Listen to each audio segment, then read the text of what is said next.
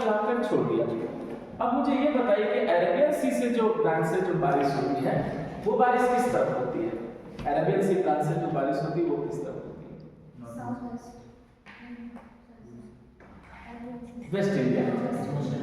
तो याद रखिएगा कि अरेबियन सी ब्रांच से जो बारिश होती है वो किधर होती है? वेस्ट इंडिया में। और बंगाल ब्रांच से जो बारिश होती है वो किधर होती है? क्या बोलेंगे? East India. सिंपल, दोनों अपने आगे बढ़ रहा है। तो मैंने ईस्ट इंडिया वाली सारी बात बता दी थी। थोड़ा सा यहाँ अब आपको अरेबियन सी ब्रांच के बारे में कुछ जानना है, तो पॉइंट बना के लिखिए, पॉइंट बना लीजिए, लिखिए। अरेबियन सी ब्रांच, अरेबियन सी ब्रांच, अरेबियन सी ब्रांच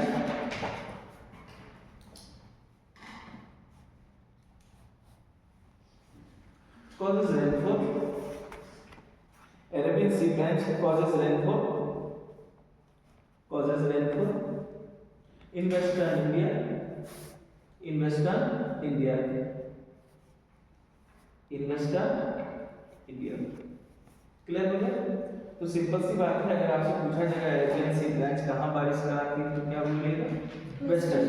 ठीक है बच्चे, ग्राफ में भी देख सकते हैं, जब इधर अरेबियन सी है तो वेस्ट इंडिया में बारिश कराएगी, उधर बंगाल ब्रांच है तो वो ईस्ट इंडिया में बारिश कराएगी। सिंपल। लेकिन आप केयर कीजिएगा कि जब ये अरेबियन सी जो ब्रांच है जब वो आगे बढ़ता है, ठीक है, उसको थोड़ा सा क्लियर करते हैं, ग्राफ में देखते चलिए ताकि आपको चीजें याद होगी।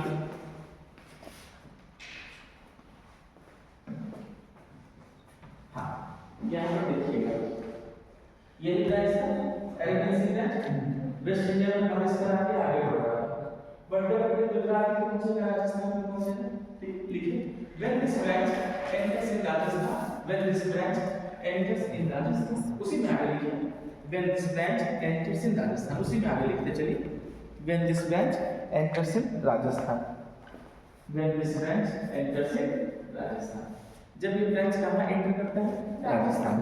तो आपको याद होगा कि जब मैं आपको ओरोग्राफिक रेनफॉल पढ़ा रहा था, ओरोग्राफिक रेनफॉल, माउंटेन रेनफॉल, बारिश पहाड़ वाली, तो वहाँ मैंने एक अरावली की केस स्टडी दी थी कि जो अरावली का पोजीशन है वो विंड के लिए क्या है? पैरेलल है। पैरेलल होने से हवा नहीं रुक पाती, हवा क्या होती है? निकल जाती है।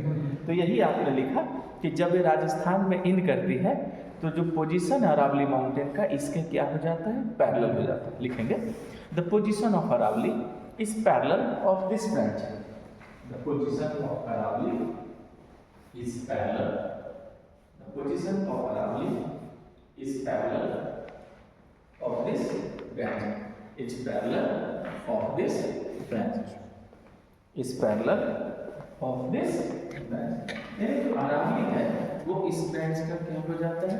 पैरेलल। पैरेलल होने से हवा टकराती नहीं, हवा क्या होता है? निकल जाती है। so the wind passes, so the wind passes, does not cause rainfall, does not cause rainfall, passes, does not cause rainfall, does not cause rainfall, does not cause rainfall। एकदम दिक्कत नहीं है किसी को, किसी बात में वो पास कर जाएगी और पास कर जाएगी तो फिर क्या बारिश करेगी? does not cause rainfall, बारिश तो कराएगी। समझ में आया? इसीलिए अरावली के वेस्ट में क्या है? डेजर्ट है। So desert is found, so desert is found in the west of Aravalli, so desert is found in the west of Aravalli, so desert is found in the west of Aravalli. तो हमने ये देखा कि अरावली के वेस्ट में क्या मिल जाता है? Desert. Simple desert is found in the west of Aravalli. तो हमने देखा कि इसकी वजह से अरावली के वेस्ट में क्या मिलता है बच्चे? आपको डेजर्ट मिलता है, हवा रुकेगी नहीं। तो जब आप सोचिए कि ठीक है हवा यहाँ पर नहीं थी, अगर हम इस वजह से सोचते हैं कि ठीक है हवा यहाँ पर नहीं थी तो हवा पार कर जाएगी, तो हवा पार करेगी तो देखिए पूरे अरावली को पार करेगी, पार करके पंजाब हरियाणा पहुंचेगी। ठीक है, लेकिन आपको बताया था समंदर के नजदीक ह्यूमिडिटी ज्यादा हो जाती है, दूर जाएंगे ह्यूमिडिटी का लॉस होगा और यहाँ पर भी रिलीफ के लिए जो टकरा कर बारिश करा दे। इसलिए याद रखिएगा पंजाब हरियाणा में ज्यादा बारिश नहीं होती। Is it clear? तो जब ये पंजाब हरियाणा को क्रॉस करेगी तो कहाँ चली जाएगी? Himalaya ahead this branch collides with the ahead मतलब आगे बढ़कर ahead this branch collides with the ahead this branch collides with the ahead this branch collides with the किससे टकराएगी? हिमालय से। रुकिए थोड़ा सा यहाँ पर केयर कीजिए, आप डायरेक्ट हिमालय नहीं बोलेंगे। देखिए कहाँ हम गलती कर जाते हैं, आप डायरेक्ट हिमालय नहीं बोल सकते, हिमालय के स्लोप से टकराती है। किससे टकराती है? स्लोप से। और डायरेक्शन क्या होगा?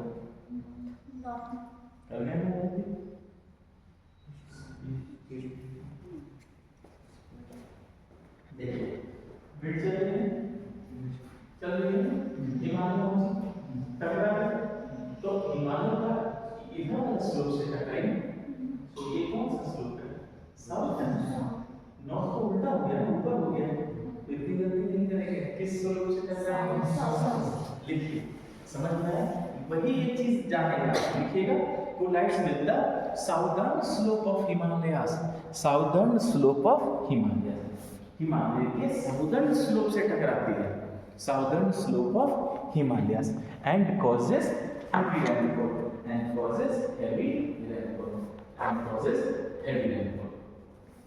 Himalayas and causes heavy rainfall। और यहाँ पर क्या कराएंगे? heavy rainfall कराएंगे, अच्छी बारिश कराएंगे। इसका मतलब है कि साउदर्न स्लोप पर अगर बारिश करा रही है, इमेजिन कीजिए साउदर्न स्लोप पर क्या करा रही है? बारिश करा रही है। तो अगर साउदर्न स्लोप पर बारिश करा रही है तो नॉर्दर्न स्लोप क्या हो गया? यहाँ पर है लैंड साइड एरिया। समझ पा रहे हैं? लिखिए गुड, डेफिनेटली आगे लिखिए। Very good. तो आपने क्या देखा कि ओरोग्राफिक रेनफॉल, आपने एकदम सही कहा बच्चा। तो देखिए जब ओरोग्राफिक रेनफॉल इधर तो बारिश करा दी, लेकिन आपको बताया था ठीक पीछे बारिश नहीं होती, उसी को रेन साइड एरिया कहते हैं। तो हिमालय का जो नॉर्दर्न स्लोप है वो क्या बन गया? Rain side area. लिखिएगा hence the northern slope of Himalayas becomes, hence the northern slope of Himalayas becomes, hence the northern slope of Himalayas becomes rain shadow area, becomes rain shadow area. Northern slope of Himalayas becomes rain shadow area, becomes rain shadow area। तो हमने देखा कि जो हिमालय का northern slope है वो क्या बन जाता है बच्चे? Rain shadow area. क्या बन जाता है? Rain shadow area. क्या बारिश होगी? नहीं होगी। इसका मतलब रेनफॉल लेस हो जाती है, ठीक है। Rain shadow area with less rainfall, लिखिए विद वेरी लेस रेनफॉल, बहुत कम बारिश के साथ, with very less rainfall, with very less rainfall. क्या मैं इसको डेजर्ट कहूँ? हॉट या कोल्ड? गुड, लिखिए it becomes cold desert. Hot नहीं होगा, लेकिन चलने लगेगा। लिखिए it becomes cold desert, it becomes cold desert. अब याद आ रहा है ना, लेह लद्दाख, लाहौल स्पीति, किन्नौर। तो यही चीज़ है कि बारिश तो इधर करा दी और उधर क्या बना दी? डेजर्ट बना दी।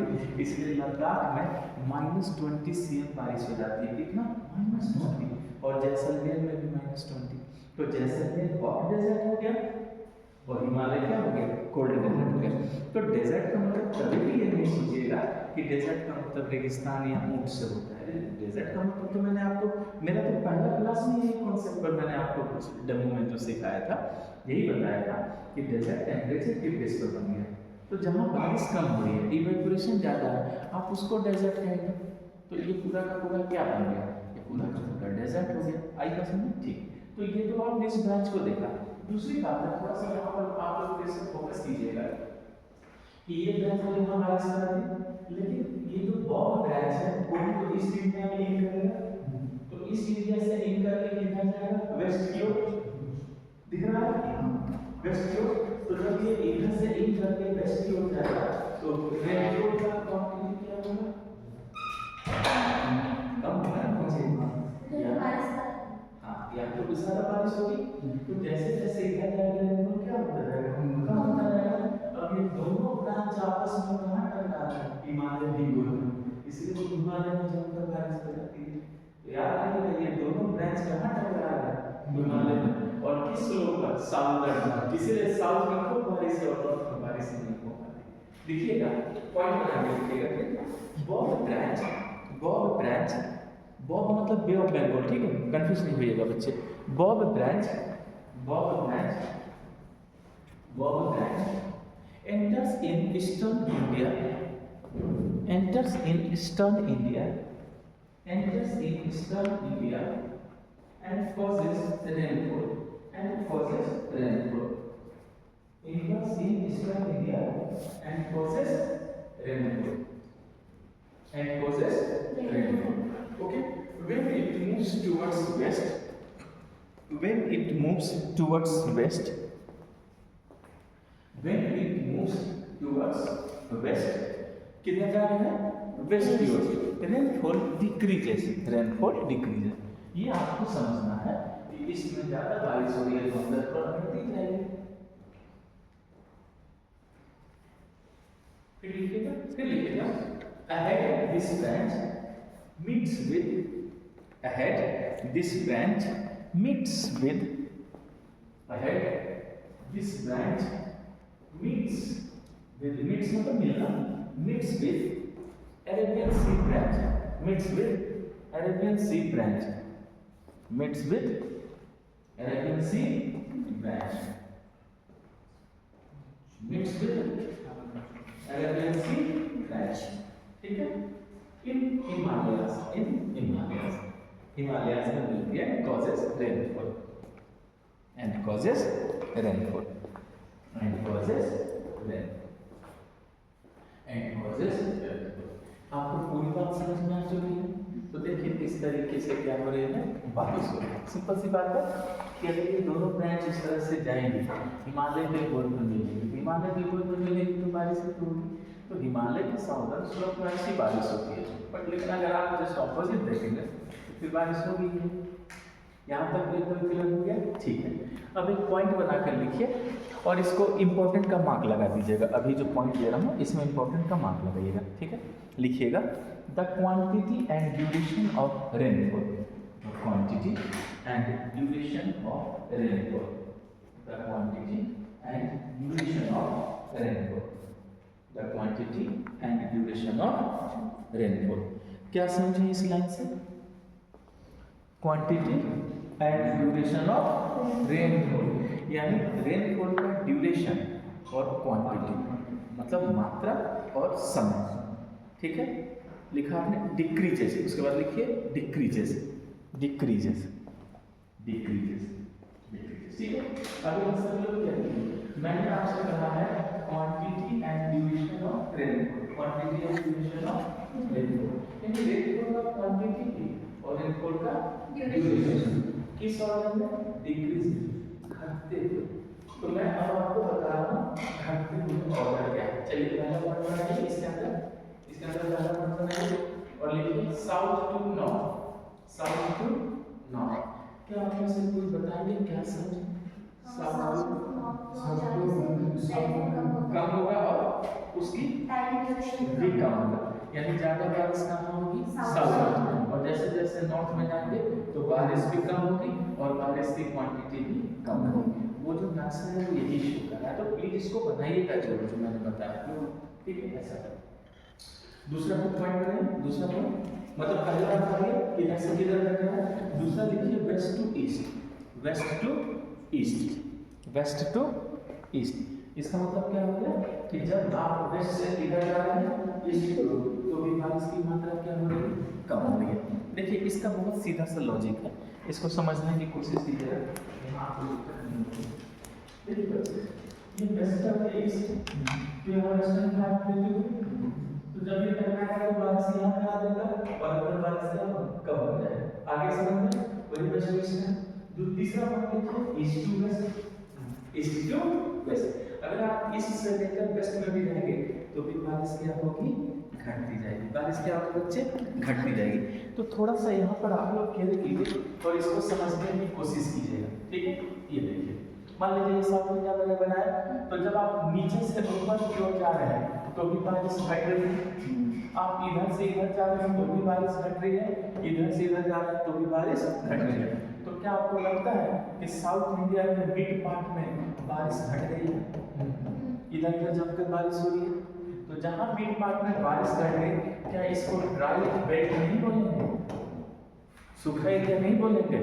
तो सभी लोग याद रखिएगा कि साउथ इंडिया का जो मिड पार्ट है वो ड्राई है। क्लियर है? पॉइंट बना के लिख लीजिए, इससे बाहर निकलिए, ये हो गया, ठीक है। पॉइंट बना से ये हो चुका है, पॉइंट बना के लिखिएगा the mid part of south India, the mid part of south India, the mid part of south India from Tapti river to Kanyakumari. नहीं, पॉइंट बना लीजिए, ये हो गया, इससे बाहर बनाइए, वो 3 बता दिया ना, उससे बाहर बनाइएगा बच्चे पॉइंट। क्लियर है? क्या लिख लिया आपने? The mid part of south India from Tapti river to Kanyakumari, from Tapti river to Kanyakumari, from Tapti river to Kanyakumari is dry area, is dry area, is dry area, is dry area. अब समझ में आ गया? तो बोलिए गर्मी, ये सब जो एरिया है बीच का क्या है, वो ड्राई एरिया है, यहाँ से लेकर यहाँ। और आप लोग इस तरफ है, इसलिए उतना ड्राई एरिया नहीं, तो जितना ये होते हैं उतना ही ड्राई एरिया होगा और उतना ही यहाँ पर टेम्परेचर और गर्मी का खूब अच्छी गर्मी पड़ती है। जैसे इसी समय मैं बता रहा हूँ, इसी समय बहुत गर्मी रहती है, जब बिना आप एसी के नहीं कर सकते, मतलब ऐसा बिना फैन के नहीं कर सकते। अभी देखिए ना कितना नॉर्मल बचा है, सिंपल टी शर्ट में किसी को कोई दिक्कत नहीं है, लेकिन एसी के एरिया में आने के लिए ज़्यादा गर्मी होती है। तो यही सीधी सी बात है कि हम अंदर की ओर जा रहे हैं, बारिश घटने की वजह से पूरा का पूरा मिड पार्ट है वो साउथ बेल्ट में जाता है, इसलिए। और तेलंगाना में इसी का उदाहरण देखिए, कितनी गर्मी रहती है, लेकिन आराम चले जाइए, कोस्ट की ओर है तो आराम रहता है। चलिए, यहाँ तक तो समझ में आ गया? ओके। अब यहाँ पर सभी बच्चे केयर कीजिएगा कि ये तो मैंने आप लोगों को बता दिया कि किस तरीके से रेनफॉल जो है वो साउथ वेस्ट मानसून कि कैसे अपना काम कर रही है और किस तरह उसके 2 ब्रांचेज हैं, ये तो मैंने आप लोगों को बता दिया। लेकिन जरा केयर कीजिए, क्या मानसून हो गया या बाकी है कुछ? चलिए बताइए, आप बताइए, आप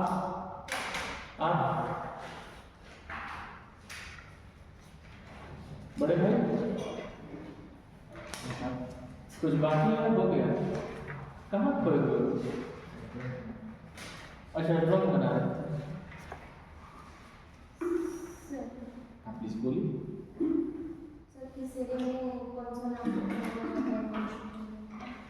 देखिए, आप जो कह रहे हैं इस एरिया में कौन सा नाम बोला जाता है, एक्चुअली चेरी ब्लॉसम है, नॉर्वेस्टर है, काल बैसाखी, वो एक्चुअली वो अलग चीज़ है, वो मैं बताऊंगा, वो मानसून नहीं है, उससे अलग है, वो बताऊंगा। जैसे अभी मुझे ये बताइए कि मानसून हो गया या कुछ बाकी या खत्म हो गया? हाँ बोलिए। हाँ, याद रखिए मैंने कहा था मानसून की डेफिनेशन का क्या है, जिधर से हवा जाएगी उधर से हवा आएगी। तो जाने वाला तो साउथ वेस्ट मानसून था, वो तो पूरा करा दिया, लेकिन जब तक हवा नहीं लौटेगी तब तक मानसून कंप्लीट नहीं होगा। आए समझ में? तो बारिश तो मैंने करा दिया, वो आप लोगों ने देख भी लिया कि बारिश हो चुकी है, क्लियर है। लेकिन अब हमें उस हवा को वापस भी बुलाना है, तभी मानसून होगी। लेकिन वापस कब बुलाएंगे? जब मानसून का सीजन नहीं होगा। तो बारिश कब होती है? गर्मी में। बारिश कब होती है? गर्मी में होती है। लेकिन जब बुलाना है इसका मतलब वो गर्मी तो नहीं होगी। अब वो कौन सा सीजन हो जाएगा? सर्दी। तो अब हम किस सीजन में होंगे? विंटर। चलिए विंटर सीजन लिखकर हमें लाइन कर दीजिए। अब पूरा कॉन्सेप्ट बदल जाएगा। क्लियर है? कोई कंफ्यूजन? बारिश कहाँ गर्मी में होती है? नहीं, जैसे हमारे यहाँ जो रेनी सीजन होता है वो जनरली हम गर्मी में तो ये करते हैं, वो मैं कह रहा था। Good, winter season. हाँ, अब लिखिए विंटर सीजन, अब सर्दी लगी। गुड। तो मैं जो लिखवाऊंगा उसको आप लोग पहले लिखिए, समझने की कोशिश कीजिएगा। आई होप सो कि किसी भी बच्चे को दिक्कत नहीं होगी। अगर सपोज दिक्कत हुई भी तो इट्स ओके। लिख लिए? गुड, लिखना शुरू कीजिए।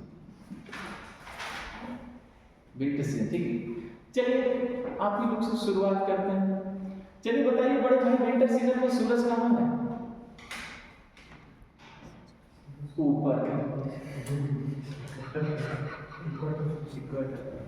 इक्वेटर पर।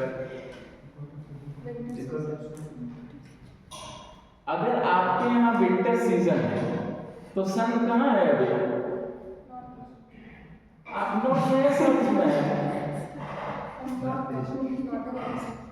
तो अगर आप, ठीक है, आप नॉर्दर्न हेमिस्फीयर में है और आपके यहाँ विंटर है, तो सूरज कहाँ है अभी?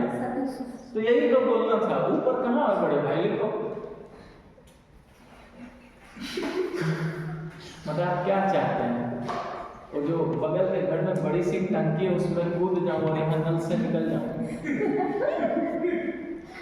तो यही चाह, लिखिएगा। When there is winter season in northern hemisphere, when there is winter season in northern hemisphere, when there is winter season in northern hemisphere, when there is winter season in northern hemisphere, then the position of sun is southern. Then the position of sun is southern. So, winter season is in northern hemisphere. Then the position of sun is southern. Then the position of sun is southern. When the position of sun is southern. देखिए एकदम simple सी बात है बच्चे। अगर आपके यहाँ बड़े भाई देखिए ध्यान से सुनिए, अगर आपके यहाँ विंटर सीजन है, क्या है आपके यहाँ विंटर सीजन, इसका मतलब सूरज नहीं है आपके पास, तो सूरज कहाँ है? साउथ हेमिस्फीयर में। और जब साउथ हेमिस्फीयर में सूरज रहता है तो हम उसी को क्या बोलते हैं? साउथर्न। क्या बोलते हैं? समझ में आया? एकदम इजी है, आप बच्चे समझ पा रहे हैं? आप लोग समझ पा रहे हैं? देखिए सिंपल सी बात है, अगर जिस हेमिस्फीयर में जो सीजन रहता है उसका उल्टा दूसरे हेमिस्फीयर में होता है। मान लीजिए अगर हमारे यहाँ सर्दी है, इसका मतलब है सूरज नहीं है, क्योंकि सूरज की रोशनी से ही तो गर्मी होगी। तो अगर आपके यहाँ विंटर है तो आप ये सोचिएगा कि समर सीजन कहाँ पर है? साउथ हेमिस्फीयर में। और साउथ हेमिस्फीयर में अगर समर सीजन है इसका मतलब है कि सन है वहाँ पर। एकदम क्लियर हो गया? तो आपने ये देखा कि जब हमारे यहाँ विंटर सीजन है तो पोजीशन सन का क्या है? साउदर्न है। साउदर्न होने का मतलब होता है सूरज कहाँ पर है? साउथ हेमिस्फीयर में।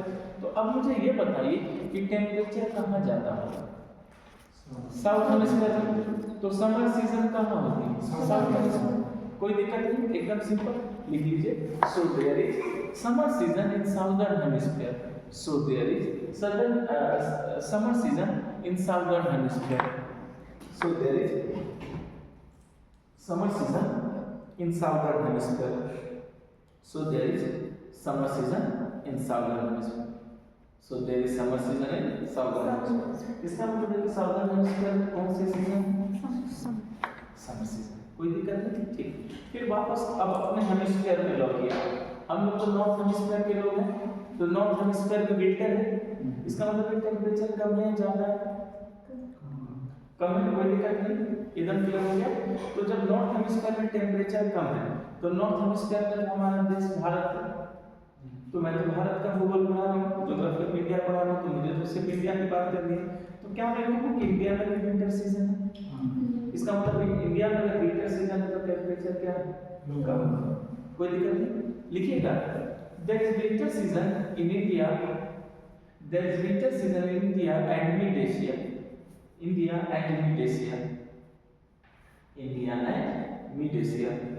So temperature is low here.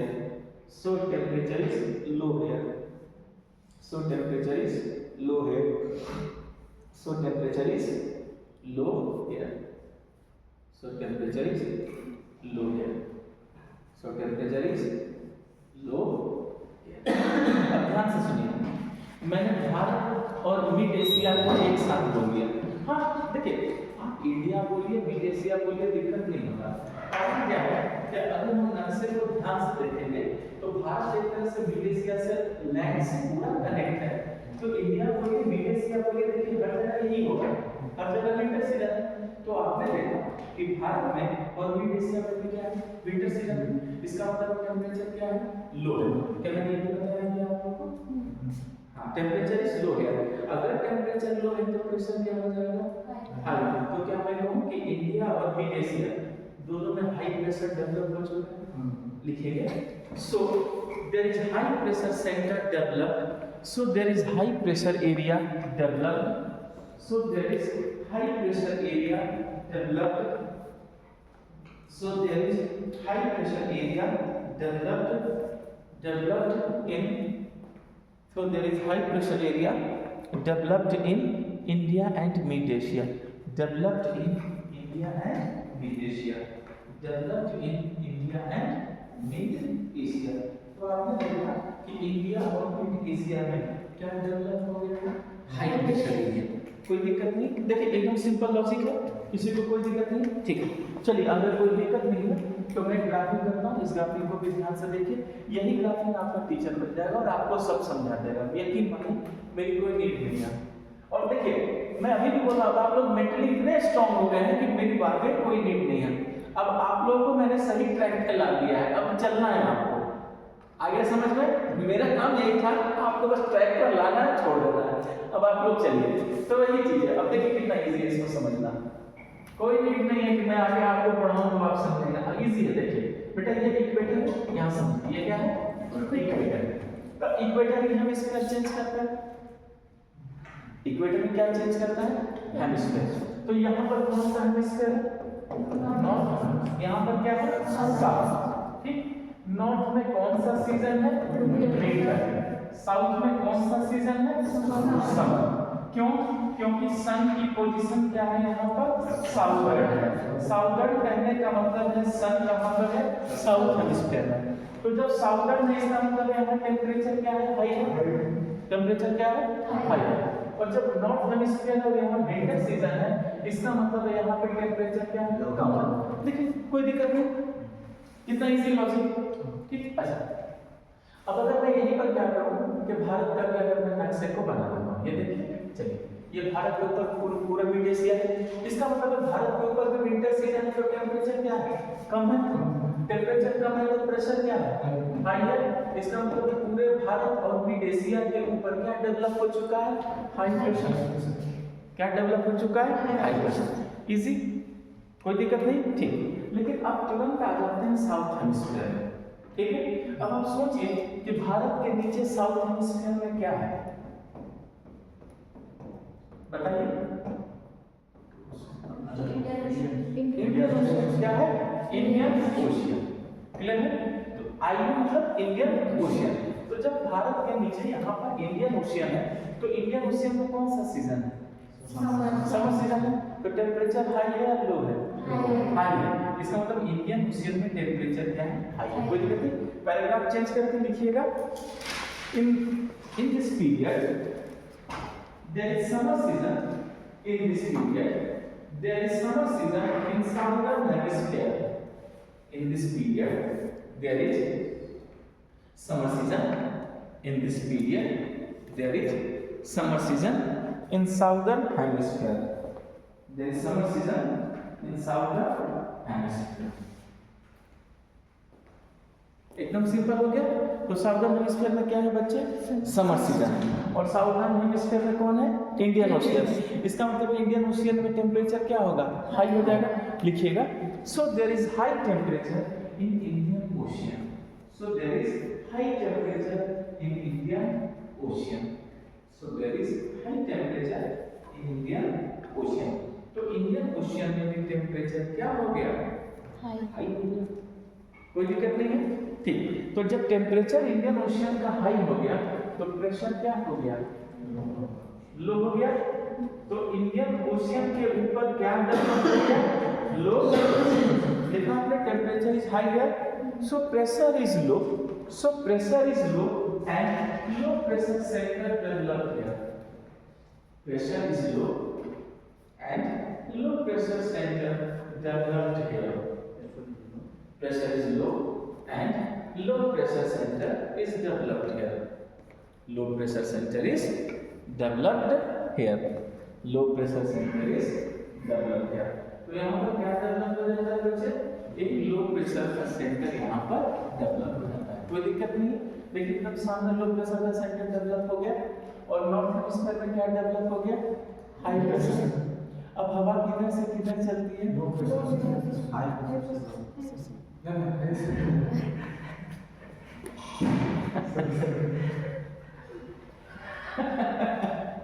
मतलब क्या चाहते हैं? मच्छर के ऊपर जाकर 20 फुट नीचे बैठे। चलिए बताइए कितने यशस्वी लोग हैं। सुधर जा, समझा? Very good. चलो याद रखना, हवा किधर से किधर चलेगी? हाई प्रेशर से लो प्रेशर। बोल बोल के तो मेरा हालत खराब हो गया, बोलना नहीं, ठीक है ना? गुड। तो याद रखिएगा, हवा किधर से किधर चलेगी? हाई प्रेशर से लो प्रेशर। अब हाई प्रेशर किधर बना है? भारत में। लो प्रेशर किधर बना है? इंडिया में। तो हवा कहाँ से कहाँ चलेगी? भारत से इंडिया। कोई दिक्कत नहीं। आप जो जानते हैं वही नोट से बच्चे याद रखना, आपके दिमाग में लिखिए। Now wind starts to blow. Now wind starts to blow. Now wind starts to blow from high pressure of India and mid Asia. From high pressure of India and mid Asia. From high pressure of India and mid Asia. From high pressure of India and mid Asia. From high pressure of India and mid Asia to low pressure to low pressure of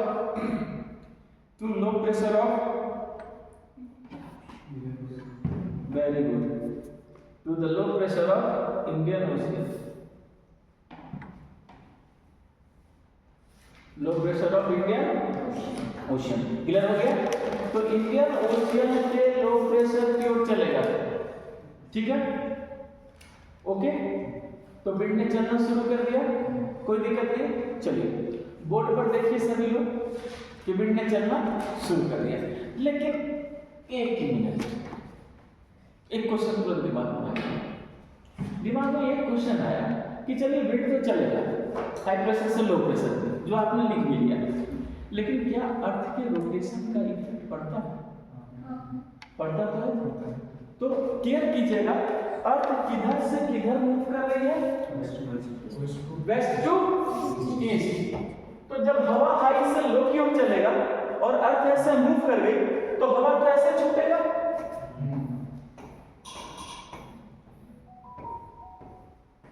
am I right? ऐसे छूटेगा ना, हवा चलने लगी। Care कीजिएगा, summer season में trade wind absent हो गया था, कल बताया था ना कि समर सीजन में ट्रेड विंड एब्सेंट हो गया था, लेकिन इस सीजन में ट्रेड विंड क्या है? चल रहा है। लिखिएगा, आपने लिखा पहले विंड स्टार्ट्स टू ब्लो, फिर लिखिएगा now the trade wind is active here. Now the trade wind is active here. Now the trade wind is active here. Now the trade wind is active here. अब आपने देखा कि यहाँ पर जो trade wind है वो क्या हो गया है? वो एक्टिव हो गया है। पूरी बात समझ में आ गई? Now the trade wind is active here. तो जब यहाँ पर ट्रेड विंड एक्टिव हो गया है, क्लियर है? चलिए फिर देखिए, विंड चल रहा है, कोई दिक्कत नहीं। अच्छा एक बात जरा सोच समझ के बताइए, आपसे पूछने की इजाजत चाहता हूं, जरा इसको तो ध्यान से देखिए, ये विंड जमीन से चल रहा है या पानी से? इसको सी ब्रीज कहूं या लैंड ब्रीज? लिखिए, आपने जो कहा वो लिखिए, it is a land breeze, it is a land breeze, it is land breeze. ये क्या है? Land breeze. मेरा आपसे अगला क्वेश्चन है, ये ह्यूमिड है या ड्राई है? ड्राई है। याद रखिए, जब जमीन से चल रही है तो पानी कहां से देगा? जमीन पानी देता है कभी? नहीं। इसका मतलब ये विंड क्या है? ड्राई है। लिखिए, इट इज ड्राई विंड। बहुत अच्छा, it is dry wind, it is dry wind. ठीक है, चलिए अब आप सोच समझ कर बताइएगा, पूरे सोच समझ कर क्या ये बारिश करेगी? नहीं करेगी। क्यों? एक टाइम ड्राई है, पानी नहीं है, जमीन से चला रहा है तो बारिश करेगी। लिखिए it does not cause rainfall. It does not cause rainfall. It does not cause rainfall. इसका मतलब है कि ये बारिश नहीं कराती। It does not cause rainfall. It does not cause rainfall. अब ट्रिक याद रखिए, सभी लोग बोर्ड पर ध्यान से देखिए। जिधर से विंड चलेगी वही उसकी डायरेक्शन है। जरा इसका डायरेक्शन बताइए। इधर से चल रही है ना, नॉर्थ ईस्ट। तो इसका डायरेक्शन क्या हो गया? North east. दिखा? अब तुरंत कल की क्लास याद कीजिए। ऐसे विंड भेजे थे, क्या था वो? South west. तो जैसे जाएगी वैसे ही आएगी। देखा? जैसे गई वैसे ही आई। और यही क्या है? रिटर्निंग मॉनसून, यही है नॉर्थ ईस्ट मॉनसून। लिखिए दिस इज कॉल्ड, ला दिया ना, ये था गैप। जिधर से भेजा उधर से बुलाया, समझ में आया? लिखिए दिस इज कॉल्ड, आई बात समझ में, जिधर से भेजा उधर से बुलाया। This is called north east. This is called north east oblique winter oblique returning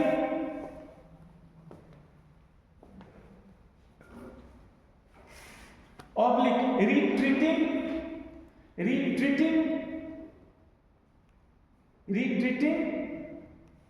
retreating monsoon.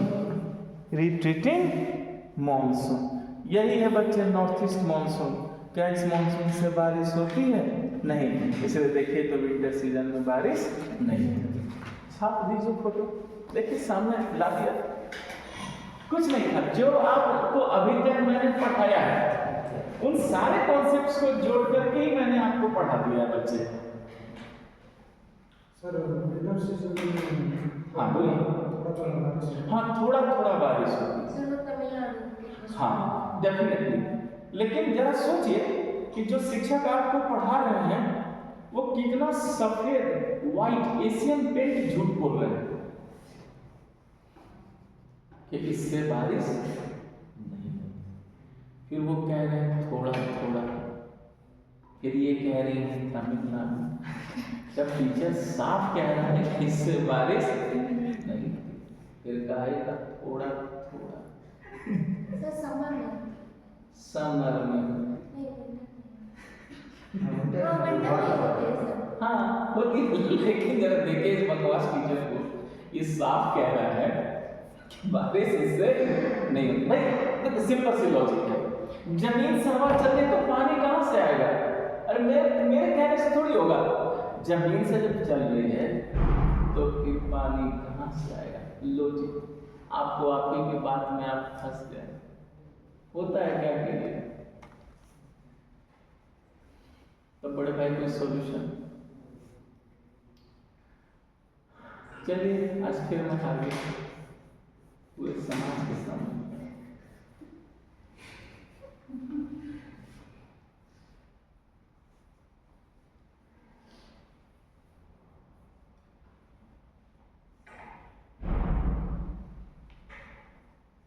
लेकिन याद रखिए,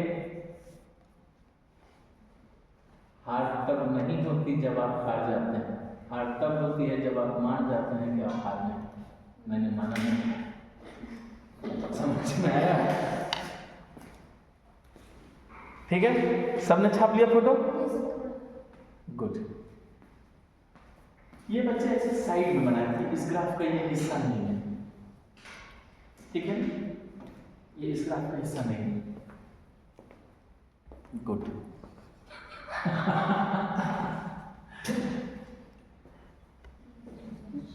ओके बना लिए? ठीक है, ये समझाने के लिए बताए थे कि ऐसे भेजे हैं तो ऐसे बुलाएं। आप नोट्स बनाए होंगे तो ये पहले भी मैंने इस तरह का एक ग्राफ बना कर दिया है, उस पर लैंग्वेज सीरीज सब लिखा है। चलिए ये बात समझ में आ गई? ठीक। अब प्रॉब्लम ये है, महापुरुष जी के दिमाग में ये बात है, थोड़ा थोड़ा और इनके दिमाग में चल रहा है तमिलनाडु इडली समोसा बड़ा। चलिए कोई बात नहीं, विंटर में भी थोड़ा बहुत बारिश बहुत जी उसी को तो अब वही तो बारिश कराने जा रहा हूँ मैं। चलिए सभी बच्चे अपने दिमाग से जो मैं बोल रहा हूँ उसको ध्यान से देखिएगा। मैंने इस ग्राफ को देख चुके हैं सभी लोग, कोई दिक्कत नहीं, ठीक। आप लोग जो बार बार तमिलनाडु कह रहे हैं, सबसे पहले आपने गलत नहीं पढ़ा है, लेकिन आपको नहीं पता कि आपको उसको तमिलनाडु नहीं कोरोमंडल कोस्ट बोलना है। क्या बोलना है? कोरोमंडल कोस्ट। कोरोमंडल के अंदर तमिलनाडु आता है। आपको मैं सिर्फ तमिलनाडु कह दूंगा और वो कोरोमंडल लिख देंगे, हो जाएगा हैप्पी बर्थडे, फिर फायदा। कोरोमंडल के अंदर क्या आता है? तमिलनाडु, ठीक है। चलिए अब जो मैं बोलूंगा आप लोग सोच समझ के बताइएगा। चलिए महापुरुष ध्यान से देखिएगा, ये सब आपको ध्यान से देखिए। किससे चल रही है ये? लैंड से। बारिश होगी? नहीं। इसको देखिए, नहीं। इसको देखिए, नहीं होगी। इसको देखिए, नहीं होगी। और इसको देखिए तो बीओबी को पार कर रही है। इसका मतलब है ये ब्रांच जहां तक लैंड से चल रही है वहां तक ये बारिश नहीं देगी, लेकिन जब ये ब्रांच बॉब के ऊपर से गुजरेगी तो क्या उठा लेगी? ह्यूमिडिटी। और बॉब के ऊपर से गुजरते हुए ह्यूमिडिटी उठा ली और किससे टकरा गई? कोरोमंडल कोस्ट से।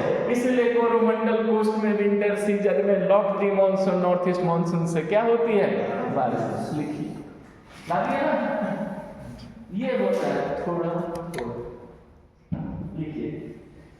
व्हेन नॉर्थ ईस्ट मॉनसून, अब आया ना समझ में बच्चे? सर फिर से थोड़ा हाँ मैं पूरा बोल रहा हूँ, फिर समझाऊंगा। लिखिए हाँ, good. When north east monsoon crosses BoB मतलब bay of Bengal, when north east monsoon crosses BoB then picks up humidity, picks up मतलब ऊपर उठा लेती है, then picks up humidity उठा ली and collides with coromandel coast and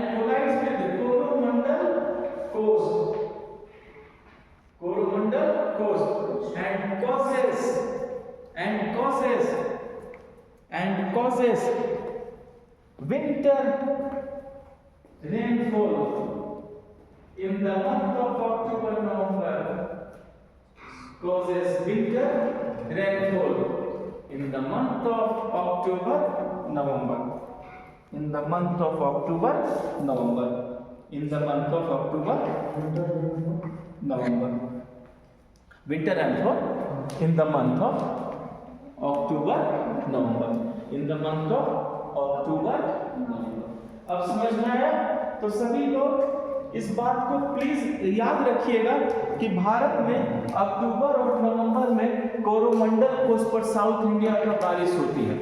वो जो बारिश है उसका रीजन यही रिटर्निंग मॉनसून है कि जब ये बॉब से गुजरती है तो ह्यूमिडिटी को उठा लेती है, तभी जाकर तमिलनाडु में क्या कराती है? बारिश, वरना इनसे बारिश नहीं। पूरी बात समझ में आ गई? तो ये जाकर के हमने इस चीज को समझा कि कैसे तमिलनाडु की कोरोमंडल कोस्ट पे बारिश होती है। पूरी बात क्लियर हो चुकी है अब आप लोगों का? ठीक है, चलिए। तो हवा को भेजा और हवा आ भी गई। अब मेरे दिमाग में कुछ प्रश्न है, सवाल है, कुछ क्वेश्चंस है। मैं थोड़ा आप लोगों का भी दिमाग खराब कर दूं, ठीक है? तो मेरा पहला क्वेश्चन है, भारत का सबसे गर्म महीना, you know which is the hottest month of India? मई। गुड। मई मतलब MAY, मई, ठीक है? वो कह रहे हैं याद रखिए सबसे गर्म महीना है वो मई, लेकिन बारिश कब होती है? जून। अजीब नहीं लगा? What a joke. भारत का सबसे गर्म महीना मई, बारिश कब हो रही है? जून। लो जी, पहला क्वेश्चन तो यही फंस गया ना? दूसरा क्वेश्चन, विंटर सीजन में भारत के कोरोमंडल कोस्ट पे बारिश होती है, ये टीचर ने पढ़ा है। लेकिन विंटर सीजन में ही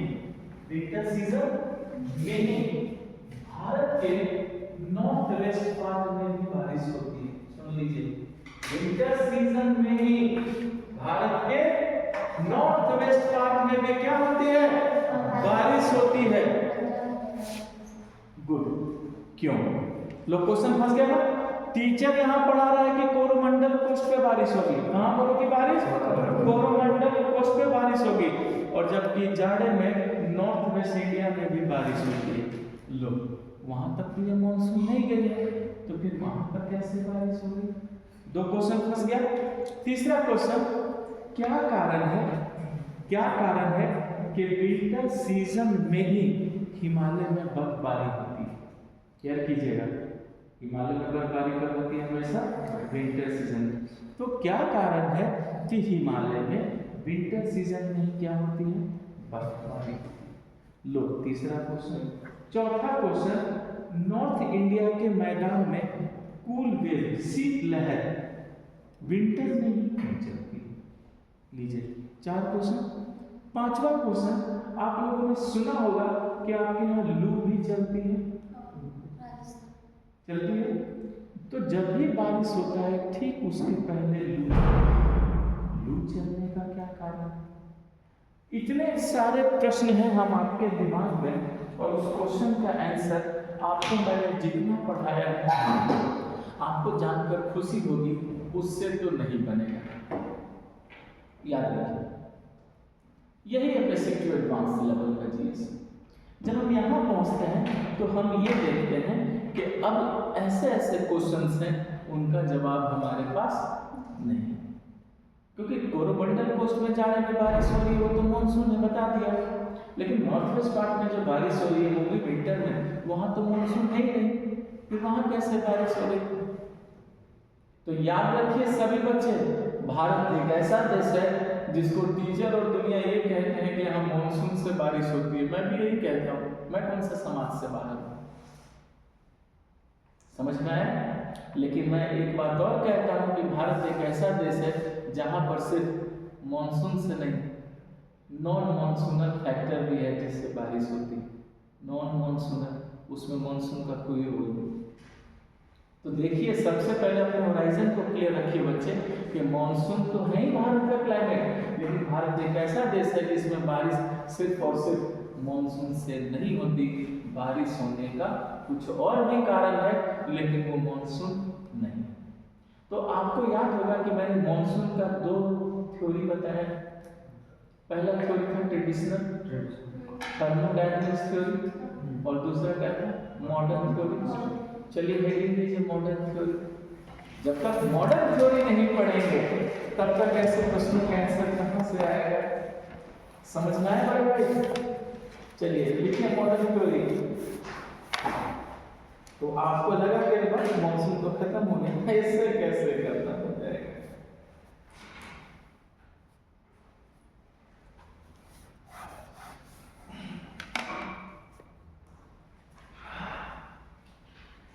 ओके लिखा हमने मॉडर्न थ्योरी। मॉडर्न थ्योरी का दूसरा नाम क्या है?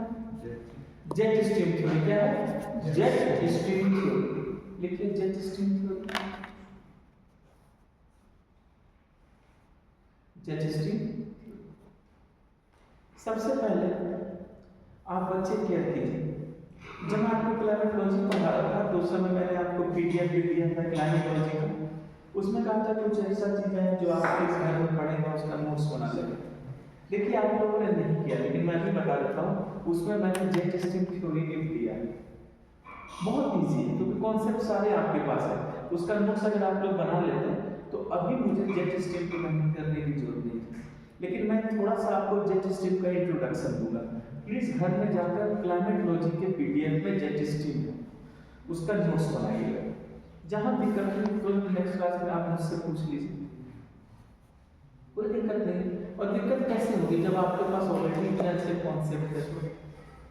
अरे हवा बहेगी तो बहेगी, हवा रूप में बहेगी, अब पहाड़ में बहेगी, तो पहाड़ और तो जगह बह तो हवा ही रही है, कॉन्सेप्ट नहीं आपके पास। तो चलिए जेट स्ट्रीम थ्योरी को पहले समझने से पहले मैं आपको बता देता हूँ कि जेट स्ट्रीम एक्चुअली होता क्या है। ठीक है, प्लीज आप पीडीएफ में जरूर नोट्स पढ़िएगा, it's a humble request.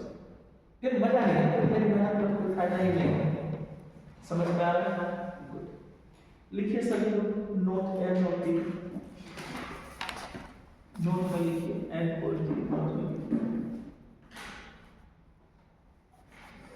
There are two types of there are two types of wind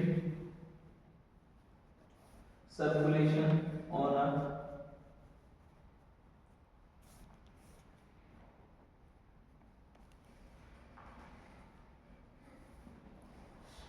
There are two types of wind circulation on Earth. पहला पॉइंट बनाइए, लिखिए lower atmospheric wind circulation, lower atmospheric wind circulation, पहला point बनाइए lower atmospheric wind circulation, lower atmospheric wind circulation,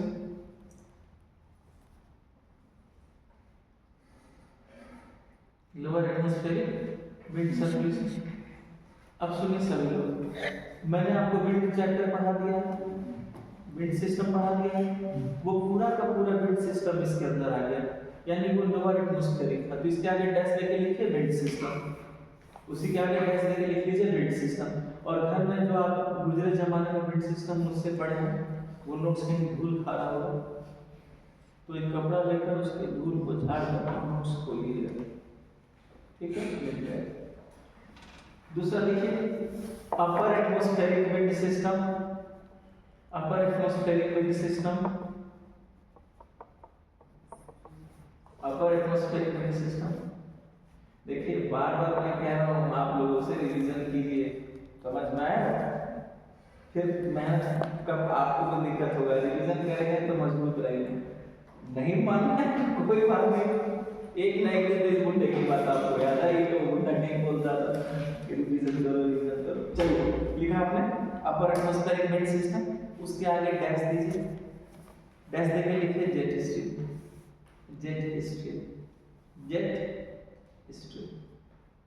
क्या समझे jet stream क्या है? अपर atmospheric, इसका मतलब है इसके अर्थ के नीचे के सर्कुलेशन से कोई मतलब नहीं है, ये ऊपर चलता है, लेकिन जानते हैं ऊपर तो चलता है लेकिन ये क्लाइमेट पर इफेक्ट डालता है। तो थोड़ा हम इस जेट स्ट्रीम का यहाँ चर्चा करेंगे और कोई चर्चा नहीं करेंगे, समझ में आया? प्लीज घर में जाकर एक बार नोट्स देखिएगा तो आपको समझ में आएगा। तो चलिए अब इस थ्योरी को पढ़ना शुरू करते हैं, लिखिए लिखते चलिए।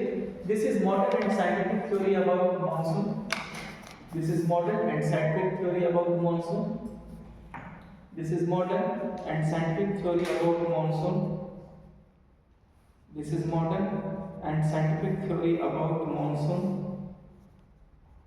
this is modern and scientific theory about monsoon, this is modern and scientific theory about monsoon। यानी जो जेट स्ट्रीम थ्योरी है वो मॉनसून का मॉडल थ्योरी है, और क्या है बच्चे? Scientific theory. प्लीज आप भूलिएगा नहीं, ये मॉडर्न थ्योरी है और क्या है ये? साइंटिफिक थ्योरी है, ठीक है। लिखिएगा this theory was given by,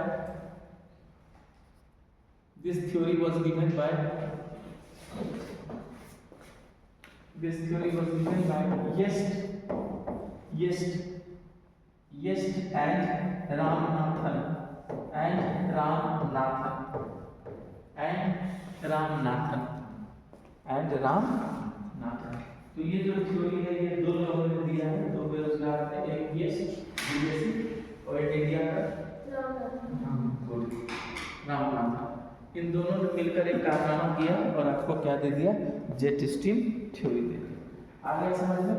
तो चलिए इस जेट स्ट्रीम थ्योरी को भी हम लोग पढ़ना शुरू करते हैं। तो बच्चे सबसे पहले इमेजिन कीजिए कि आप लोग विंटर सीजन में, कहाँ हैं? विंटर सीजन में। तो सन कहाँ गया? अब तो नहीं भूलेंगे। तो जब हमारे यहाँ विंटर सीजन है इसका मतलब है सन कहाँ चला गया? साउथ हेमिस्फीयर में, यानी कि साउथर्न पोजीशन लिए।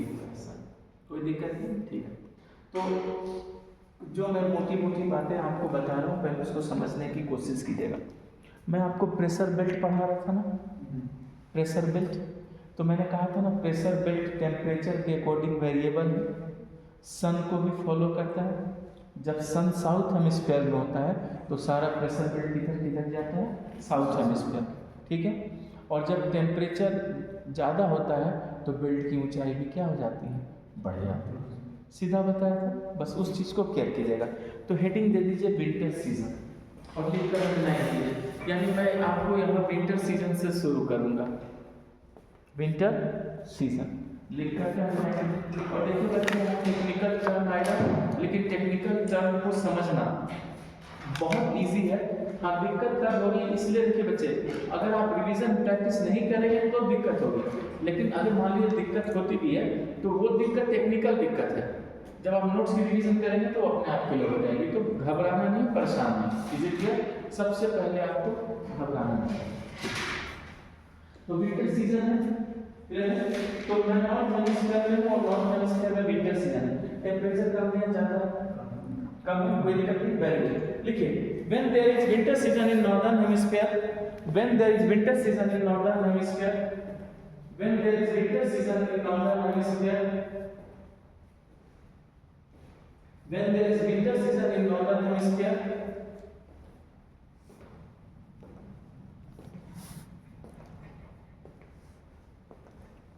then the position of sun is southern, then the position of sun is southern, then the position of sun is southern, then the position of sun is southern, then the position of sun is southern। एक बात सभी लोग याद रखिएगा कि अगर north hemisphere में winter season है तो सन की पोजीशन क्या है, साउदर्न। तो जितने भी प्रेशर बेल्ट हैं, थोड़ा सा आप लोग इसको सोचिएगा, समझिएगा कि जितने भी प्रेशर बेल्ट हैं, ठीक है, वो किधर खींचते हैं, साउथ की तरफ, क्योंकि सन कहां पर है, साउथ। कोई दिक्कत नहीं, लिखिएगा all the pressure belt shifts या transfers, all the pressure belts transfers towards south for sun, मतलब सूरज के लिए, transfers towards south for sun approx 5 degree latitude, approx 5 degree latitude, approx 5 degree latitude for sun, approx 5 degree latitude। लगभग कितना खिसकेंगे ये, 5 degree latitude, ठीक। तो आप सोचिए कि नॉर्थ हेमिस्फीयर में तो विंटर सीजन है, तो सारा प्रेशर बेल्ट साउथ की ओर खिसक गया, सूरज की ओर, कितना खिसका, लगभग 5 डिग्री, ठीक। फिर ये बताइए प्रेशर बेल्ट की ऊंचाई नॉर्थ हेमिस्फीयर में घटेगी या बढ़ेगी, सोचिए तो।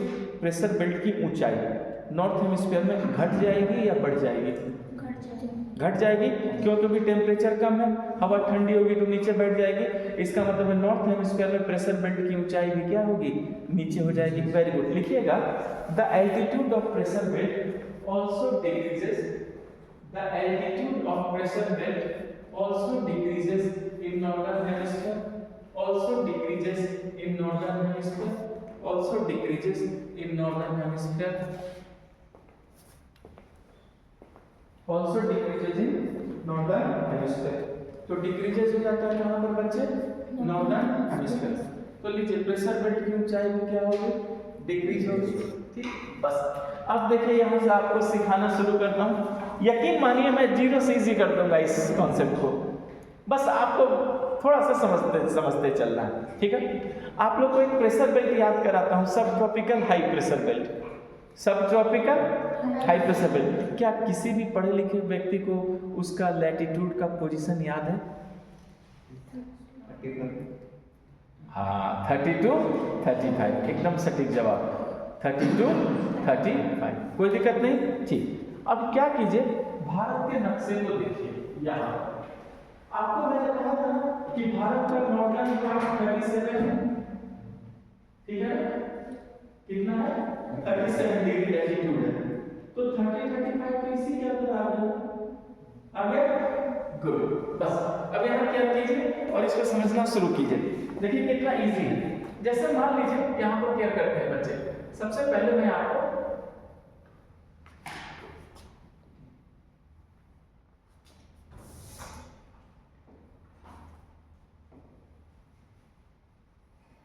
ये भारत का, मैंने आप क्या कीजिए सिर्फ ऊपर का हिस्सा दिखा रहा है, नॉर्थ इंडिया दिखा रहा हूँ, ठीक। तो क्या कीजिए कि सब ट्रॉपिकल हाई बेल्ट का पोजीशन है 30 से 35, 30 से 35, लेकिन हम सभी जानते हैं कि नॉर्थ हेमिस्फीयर में कौन सा सीजन है, विंटर सीजन। इसका मतलब है टेम्परेचर यहाँ पर क्या है, लो है, ठीक है। तो प्रेशर बेल्ट जो 30 से 35 है वो नीचे खिसकेगा कितना, 5 डिग्री, यानी वो 25 से 30 हो जाएगा, 25 से 30 हो जाएगा। इसका मतलब है कि सब ट्रॉपिकल हाई प्रेशर बेल्ट नीचे खिसक कर लगभग कितने पर आ गया है, 25 डिग्री नॉर्थ लैटिट्यूड से लेकर 30 डिग्री नॉर्थ लैटिट्यूड। कोई दिक्कत है? हाँ, 25 डिग्री से लेकर, सॉरी ऊपर 30 हो गया ना, 25 से 30, हाँ 30 डिग्री से लेकर 25 degree north latitude. Is it clear? यानी 25 से 30 हो गया, क्लियर है? तो जरा क्लियर कीजिए कि नॉर्थ हेमिस्फीयर का, अब याद रखिए मैंने विंटर सीजन बोला है, मैं नॉर्थ हेमिस्फीयर की बात कर रहा हूँ। तो सब ट्रॉपिकल हाई प्रेशर का बेल्ट जो है वो ट्रांसफर होकर नीचे कितने पर आ गया, आपको 25 से 30 पर आ गया। कोई दिक्कत नहीं, लिखेंगे subtropical high pressure belt, subtropical high pressure belt, subtropical high pressure belt, subtropical high pressure belt. Wait, जैसे बेल्ट लिखा तुरंत ब्रैकेट में लिखिए 30 से 35 डिग्री, 30 से 35 डिग्री नॉर्थ लैटिट्यूड। मैं तो साउथ नहीं बोला, मतलब मैं नॉर्थ की बात कर रहा हूँ, ठीक है। 30 से 35 डिग्री नॉर्थ लैटिट्यूड, मतलब कहने का मतलब ये है कि नॉर्थ लैटिट्यूड में सब ट्रॉपिकल हाई प्रेशर बेल्ट का एग्जैक्ट पोजीशन क्या है, 30 से 35। लेकिन ये बेल्ट क्या होता है, 5 डिग्री नीचे खिसक जाता है। लिखिएगा transfers 5 degree latitude down southward, transfers 5 degree latitude southward, transfers 5 degree latitude southward, transfers 5 degree latitude southward and becomes 25 degree to 30 degree north latitude, and becomes 25 degree to 30 degree north latitude, and becomes 25 degree to 30 degree north latitude। यानी वो घटकर कितना हो जाता है, 25 से लेकर 30 degree north latitude तक हो जाता है। क्या मैं कहूँ बेटा कि नीचे खिसक गया, यानी ये हिमालय के बेल्ट में आ गया, किस में आ गया, हिमालय के बेल्ट में आ गया, समझ में आया। लेकिन एक चीज यहाँ क्लियर करो, दूसरा मैंने क्या बोला है कि विंटर सीजन में टेम्परेचर कम होता है, तो प्रेशर बेल्ट की ऊंचाई भी क्या होती है, कम होती है। तो विंटर सीजन तो ऐसे भी है, प्रेशर बेल्ट की ऊंचाई भी कम होगी, लेकिन हिमालय गर्म एरिया है, ठंडा एरिया, ठंडा तो ऊंचाई पर है। तो एक तो विंटर सीजन के कारण टेम्परेचर कम है, दूसरा ऊंचाई के कारण भी टेम्परेचर कम है। इसका मतलब हिमालय के एरिया में तो टेम्परेचर बहुत कम है, यानी ये पूरा ठंडा हो गया, तो फिर प्रेशर बेल्ट की ऊंचाई भी क्या हो जाएगी, घट जाएगी। लिखिए एंड हाँ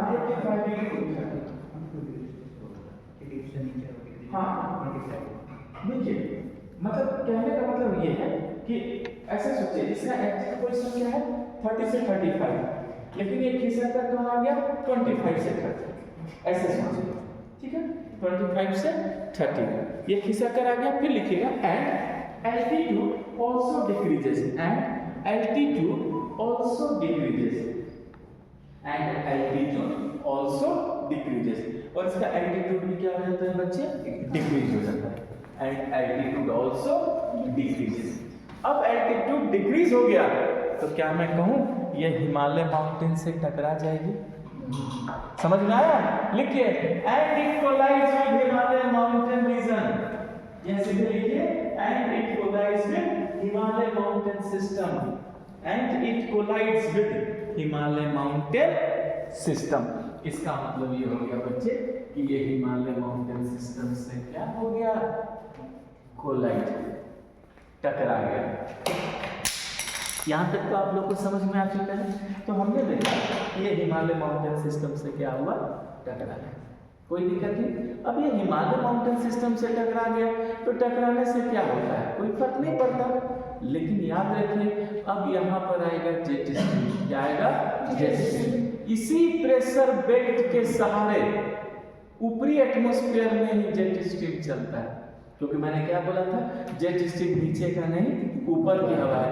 तो याद रखिएगा कि इसी प्रेशर बेल्ट के सहारे ऊपरी एटमॉस्फेयर में कौन चलता है, जेट स्ट्रीम।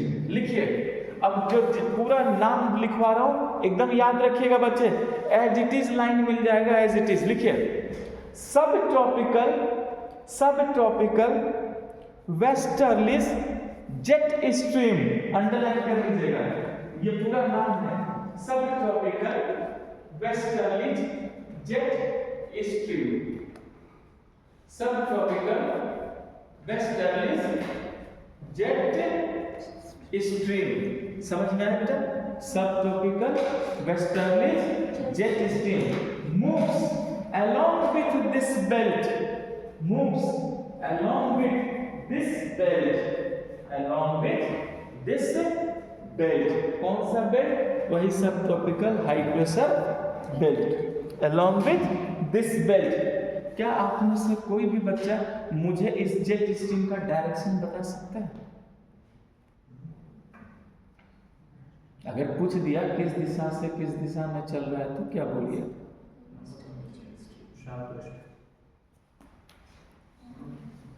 आप भूल रहे हैं, जिधर से विंड चलता है वही उसका डायरेक्शन है।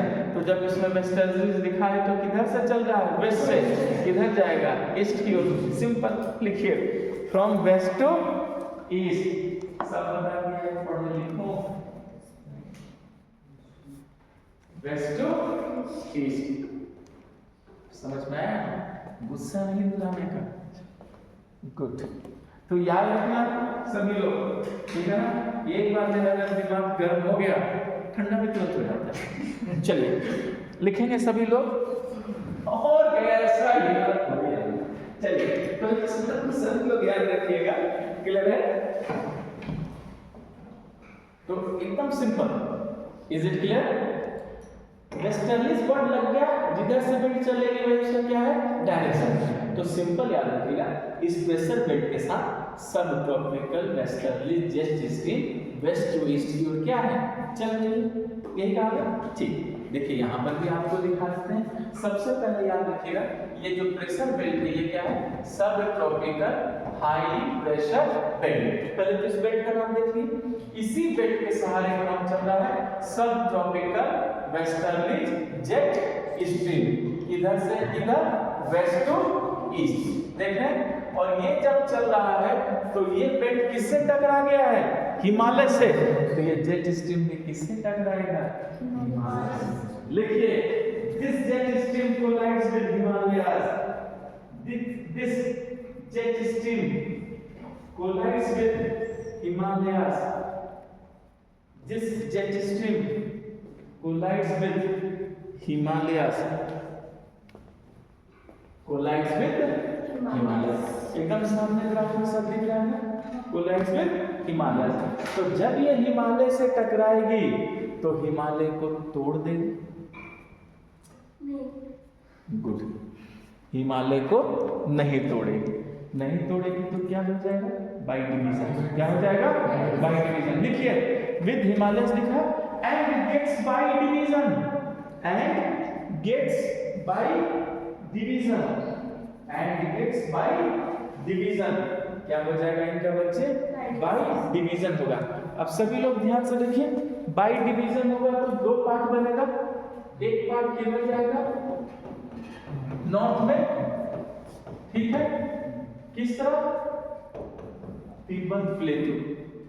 समझ में आ रहा है? लिखिए, northern part moves towards, northern part moves towards Tibet प्लेटू। Tibet प्लेटू।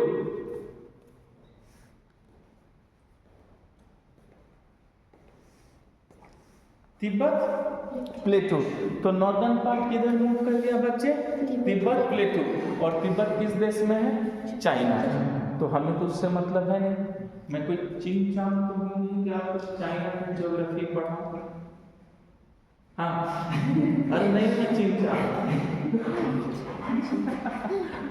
याद रखिएगा, एक्चुअली चाइनीज लोग नाम कैसे रखते हैं, मुझे किसी ने बताया कि सर जब बच्चे का जन्म होता है तो बर्तन होता है, बड़े से बर्तन में कुछ गिराते हैं तो जो आवाज़ निकलता है जो चीज वही उसका नाम होता है। चल भाई, हमारे यहाँ तो बच्चा जन्म लिया तो पहले लगाता है तड़ातड़, तब बच्चे का आवाज़ आता है तो फिर उसका नाम दे दिया जाता है। कितनी अच्छी बात है। पिता का नाम है राहुल, पुत्र का नाम है। चलिए देखिए आप लोगों ने, तो इस चीज को नहीं भूलिएगा कि किधर जाएगा, तिब्बत प्लेटू में। वहां तो मतलब नहीं है वो चाइनीज टीचर जाने, चाइना का भूगोल पढ़ाने के लिए थोड़ी बुलाएंगे को, निकल गया। लेकिन जो साउदर्न पार्ट है देख रहे ना, वो कहाँ जाएगा? याद रखिए इधर एचपी है, इधर यूके है, सारा हिमालय है, आगे बढ़ने नहीं देगा। तो जाहिर है वो नीचे की ओर बैठेगा, और नीचे की ओर बैठेगा तो उसको प्लेन चाहिए। दिख रहा है राजस्थान का डेजर्ट, प्लेन ऑफ राजस्थान। और अच्छी जगह कहाँ मिलेगी, आराम से हवा कहाँ बैठेगी, प्लेन ऑफ राजस्थान में। लिखिए, and southern part gets downward, and southern part gets downward in the plain of Rajasthan, in the plain of Rajasthan, in the plain of Rajasthan। तो साउथ पार्ट गिर रही है, कहां पे गिर रही है बच्चे? Plain of Rajasthan. कौन सा सीजन चल रहा है ये? विंटर सीजन, भूलिएगा नहीं, कौन सा सीजन चल रहा है? Winter season. और ये प्लेन ऑफ राजस्थान में जा करके ये हवा गिर रही है, तो क्या मैं कहूँ वहां इकट्ठा होगी, और इकट्ठा होगी तो क्या बना देगी? High pressure. इसका मतलब है कि राजस्थान के डेजर्ट में विंटर सीजन में क्या होता है? High pressure. समझ में आया? लिखिए, and creates a strong high pressure here, and creates, बनाती है a strong high pressure here, a strong high pressure here, a strong high pressure here। तो यहाँ पर क्या बन गया बच्चे? एक स्ट्रॉन्ग हाई प्रेशर। देख सकते हैं ग्राफ में कितना इजी है इसको समझना। अब स्ट्रॉन्ग हाई प्रेशर बन गया, कोई दिक्कत नहीं, झट से फोटो छापिए, दिक्कत अब होगी पर फिक्र ऐसे कैसे दिक्कत हो जाएगा, फिर मैं क्यों पढ़ा? हाँ बना सकते, फिर मैं क्यों पढ़ा हूँ, आपको दिक्कत जाने इसलिए पढ़ा हूँ क्योंकि ग्रेविटी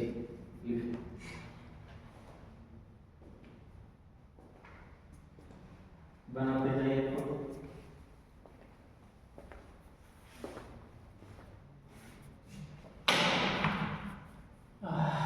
तब तक मैं साइलेंट मोड में आ जाऊँ, के बाद में वायलेंट हो जाऊंगा।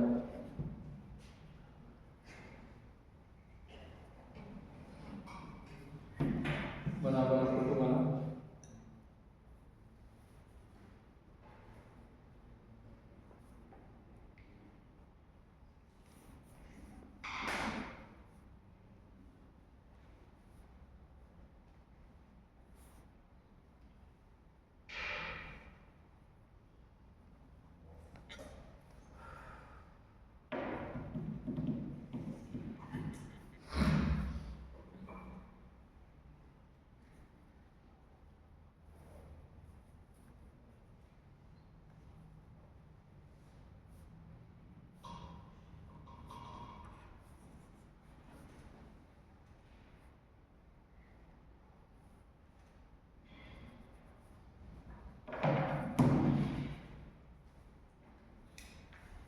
छप गया? दिमाग इतना तेज बोले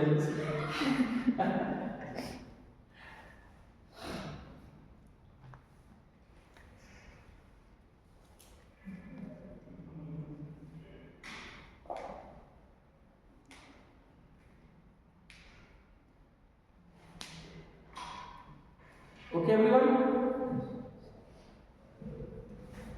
ठीक है ना? अब सभी लोग ध्यान से सुनिए। जैसा कि मैंने आपको बताया कि यहाँ पर एक हाई प्रेशर बन चुका है, ओके? सीजन कौन सा है? विंटर, ठीक है? अब मैं आपका ध्यान थोड़ा भटकाना चाहूँगा, कुछ पुरानी बातें डिस्कस करते हैं। वो जो पुरानी बात है वही आपको समझा देगी। कोई जरूरत नहीं कि आपको यहाँ टीचर या बुक की जरूरत पड़ी, बस वही पुरानी बात से आप तुरंत उसको समझ सकते हैं। ठीक है, चलिए सभी लोग ध्यान से देखिए। अभी जो मैं यहाँ का स्केच बना रहा हूँ वो इस ग्राफ का हिस्सा नहीं है, ये सिर्फ समझने के लिए बना रहा हूँ, इसलिए आप लोग उसको नहीं बनाएंगे। ठीक है, देखिए बच्चे, सबसे पहले मैंने अर्थ बनाया, अर्थ, इसका कोई अर्थ नहीं, इस अर्थ पर क्या बना दिया मैंने, इक्वेटर। अब आपको याद होगा कि मैंने आपको बताया था कि एक मिनट, इसको डिस्टर्ब नहीं करना है।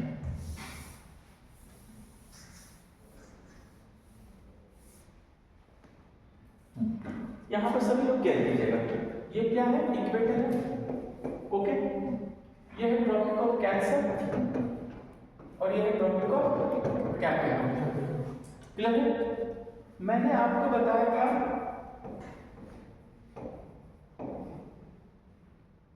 21 मार्च 23 सितंबर को सूरज की रोशनी इक्वेटर पर सीधी पड़ती है, वो एक फॉर्मूला है, समझ में आया?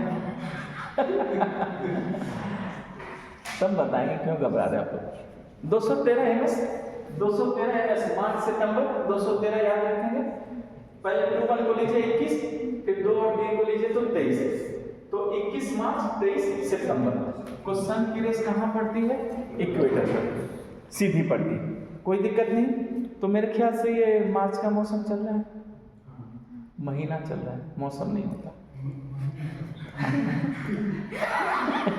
कह रहा है, दिल पे ले गया बात को। मार्च का क्या चल रहा है, महीना चल रहा है। अरे कोई नहीं, मजाक से कह रहा हूँ, मौसम भी बोल सके, क्या देखें। तो मार्च का चल रहा है। बच्चे क्या कीजिए, 21 मार्च कौन सा दिन आएगा, 21 मार्च, जब सूरज की रोशनी कहाँ पर होगी, इक्वेटर पर। लेकिन मार्च के बाद आपको मैंने बताया था ना कि ट्रॉपिक ऑफ कैंसर पर सन की रेस कब आती है, 21 जून को, और 21 जून को जब यहाँ पर आएगी तभी क्या कहलाएगा, ये नॉर्दर्न, उससे पहले नहीं कहलाएगा, सिखा दिया था। और इसी को मैंने बताया था ना, समर सोल्स्टिस, क्या बताया था इसी को मैंने, समर सोल्स्टिस। मैं वो भी लिख देता हूँ, ठीक है, समर सोल्स्टिस। अब सभी लोग ध्यान से सुनिए, अभी मार्च चल रहा है, मार्च के बाद कौन सा महीना आता है आज का, गुड, हाँ अप्रैल आता है। अप्रैल के बाद मई आता है, गुड, और मई के बाद जून। तो इसका मतलब ये मार्च है, तो यहाँ पर अप्रैल है, अप्रैल के बाद क्या है, मई है। इसका मतलब है कि सन को tropic of cancer, tropic of cancer कहने का मतलब है आधा भारत, कोई दिक्कत नहीं, आने में 21 जून लगेगा। लेकिन अप्रैल के महीने में सन क्या साउथ इंडिया में नहीं आ जाएगा, मई के महीने में सन क्या पूरे पेनिनसुलर प्लेटू पे नहीं आ जाएगा, और पेनिनसुलर प्लेटू पूरा तप नहीं जाएगा। समझ में आ रहा है? चलो आगे लिखो, देखो कैसे तुम्हें जोड़कर सिखा देता हूँ, ये ठीक रहेगी, ठीक है। याद रखिए, मैंने पहले बोला, पहले जोड़ूंगा, तोड़ूंगा, जोड़ूंगा, तोड़ूंगा, छोड़ दूंगा, लिखो। लिखेंगे on 21st March, on 21st March, sun rays becomes straight over equator. Sun rays becomes straight over equator. Sun rays becomes straight. Sun rays becomes straight over equator. Straight over equator. Okay, called spring equinox. Called spring equinox. Called spring equinox. Called spring equinox. बताए थे 21 मार्च को spring equinox कहते हैं। फिर लिखिएगा after this sun moves towards north. Sun moves towards north. After this, sun moves towards north. Sun moves towards north. तो इसके बाद सन किधर मूव करेगा बच्चे? नॉर्थ की ओर। किधर? नॉर्थ की ओर। नॉर्थ की ओर कहने का मतलब है tropic of cancer. It is clear? North की ओर। तो जब ये नॉर्थ की ओर मूव करेगा तो क्या मैं कहूँ कि नॉर्थ हेमिस्फीयर का टेम्परेचर धीरे धीरे बढ़ेगा। ठीक है, लिखिएगा। सो the temperature of north hemisphere will increase. So the temperature of north hemisphere will increase. So the temperature of north hemisphere will increase. So the temperature of north hemisphere will increase. हाँ, सीधी सी बात है कि north hemisphere का temperature में क्या होगा? Increase होगा, बढ़ेगा। क्लियर है? ठीक। फिर लिखिएगा in the month of April, in the month of April, sun comes over South India. Sun comes over South India. Comes over South India. इसका मतलब आपने देखा बच्चे कि अप्रैल के महीने में, कौन सा महीने में? अप्रैल के महीने में। आप देख सकते हैं ग्राफ सामने है, ऊपर जाएगा तो साउथ इंडिया में आ जाता है। तो क्या मैं कहूँ कि साउथ इंडिया का टेम्परेचर बढ़ने लगता है। So the temperature starts to increase. लिखिए, so the temperature starts to increase. So the temperature starts to increase. So the temperature starts to increase. So the temperature starts to increase. इसका मतलब temperature start हो जाता है, क्या होगा बच्चे? Increase होना, बढ़ना स्टार्ट हो जाता है। कोई दिक्कत नहीं। फिर लिखिएगा in the month of May sun becomes over peninsular प्लेटू।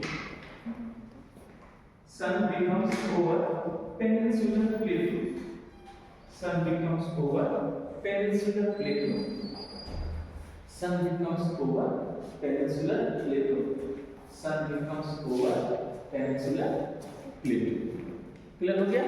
तो बच्चे आप देख सकते हैं कि मई में जो सन है वहाँ पोजीशन का हो जाता है पेनिनसुलर प्लेटू का। तो क्या मैं कहूँ कि पूरे प्लेटू पे 90 डिग्री हो जाता है, ऊपर हो जाता है, एकदम 90 डिग्री हो जाता है। तो प्लेटू का टेम्परेचर क्या हो जाता है? हाई हो जाता है। लिखिएगा, सो the temperature becomes high. So the temperature becomes high here. So the temperature becomes high here. कौन सा महीना है ये? मई। इसका मतलब है केयर कीजिए कि टेम्परेचर अप्रैल से बढ़ रहा था। मई में जब सन पूरे तरीके से साउथ इंडिया के ऊपर आ गया तो पूरा प्लेटू क्या हो गया? तप गया, जम के गर्मी हो गई।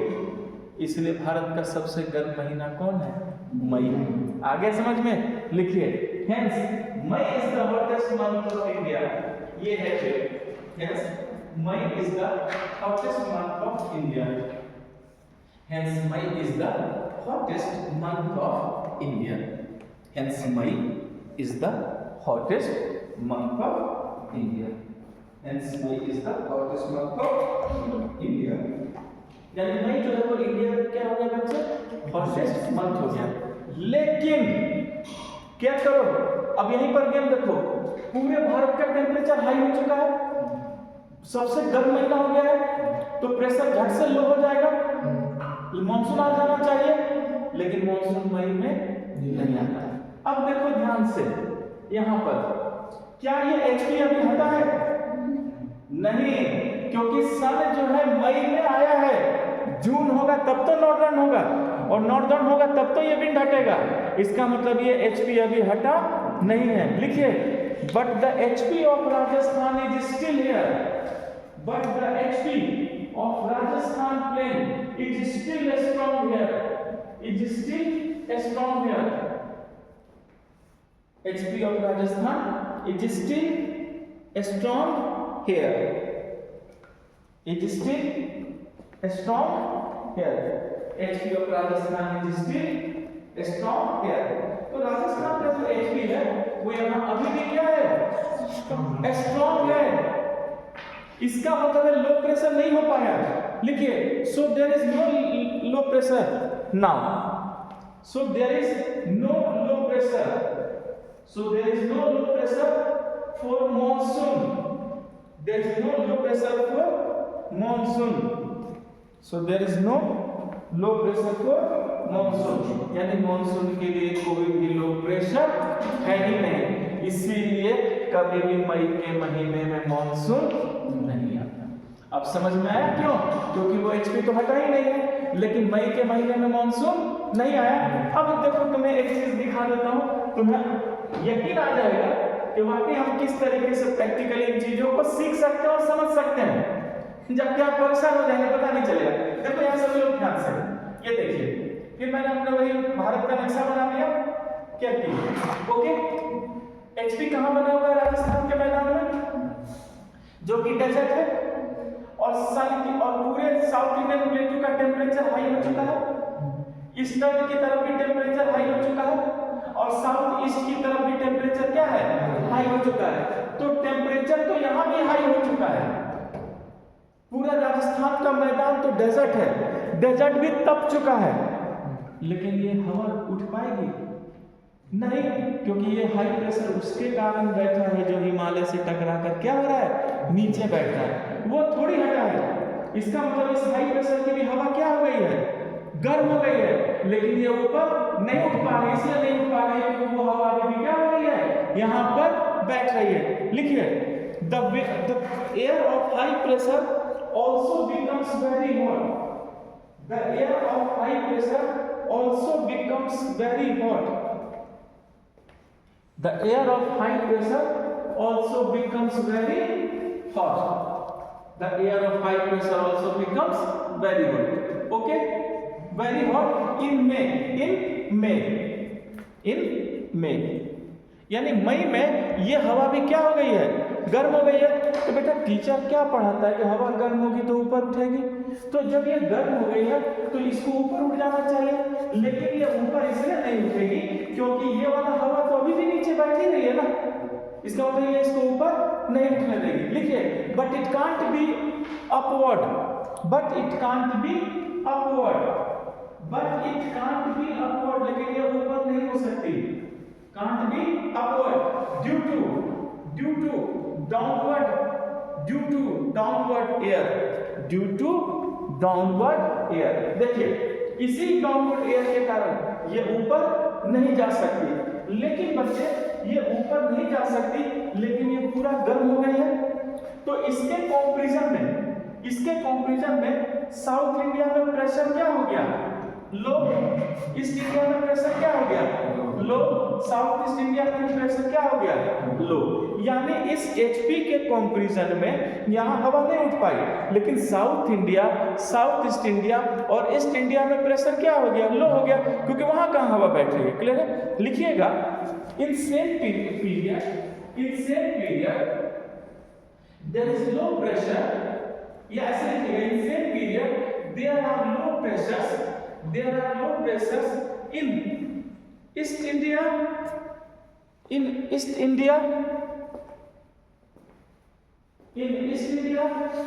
comma South East India and South India। तो अब बताइए हवा किधर से किधर चलेगी,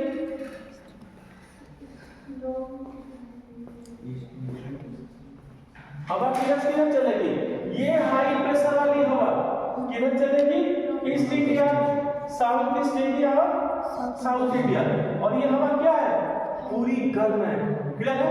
लिखिए, now wind starts to blow from, now wind starts to blow from, now wind starts to blow from, now wind starts to blow from HP of Rajasthan to blow from HP of Rajasthan to east, comma southeast and South India, to east, comma southeast and South India। देख सकते हैं board पे दिख रहा है ना, हवा। तो ये जो हवा गर्म है ठंडी है, गर्म है बच्चे, बहुत गर्म है। क्यों? एक जो वो हवा नीचे बैठ रही है उसका भी तो फ्रिक्शन होगा, बैठने के कारण भी तो फ्रिक्शन लगता है, उसके कारण गर्मी है। और ऊपर से राजस्थान का डेजर्ट है, वो तो और तप गया होगा, और ज़्यादा गर्मी होगी। तो जानते हैं ये जो हवा है इसका टेम्परेचर 42 डिग्री से ऊपर हो जाता है। लिखिएगा, the temperature of this wind becomes more than the temperature of this wind becomes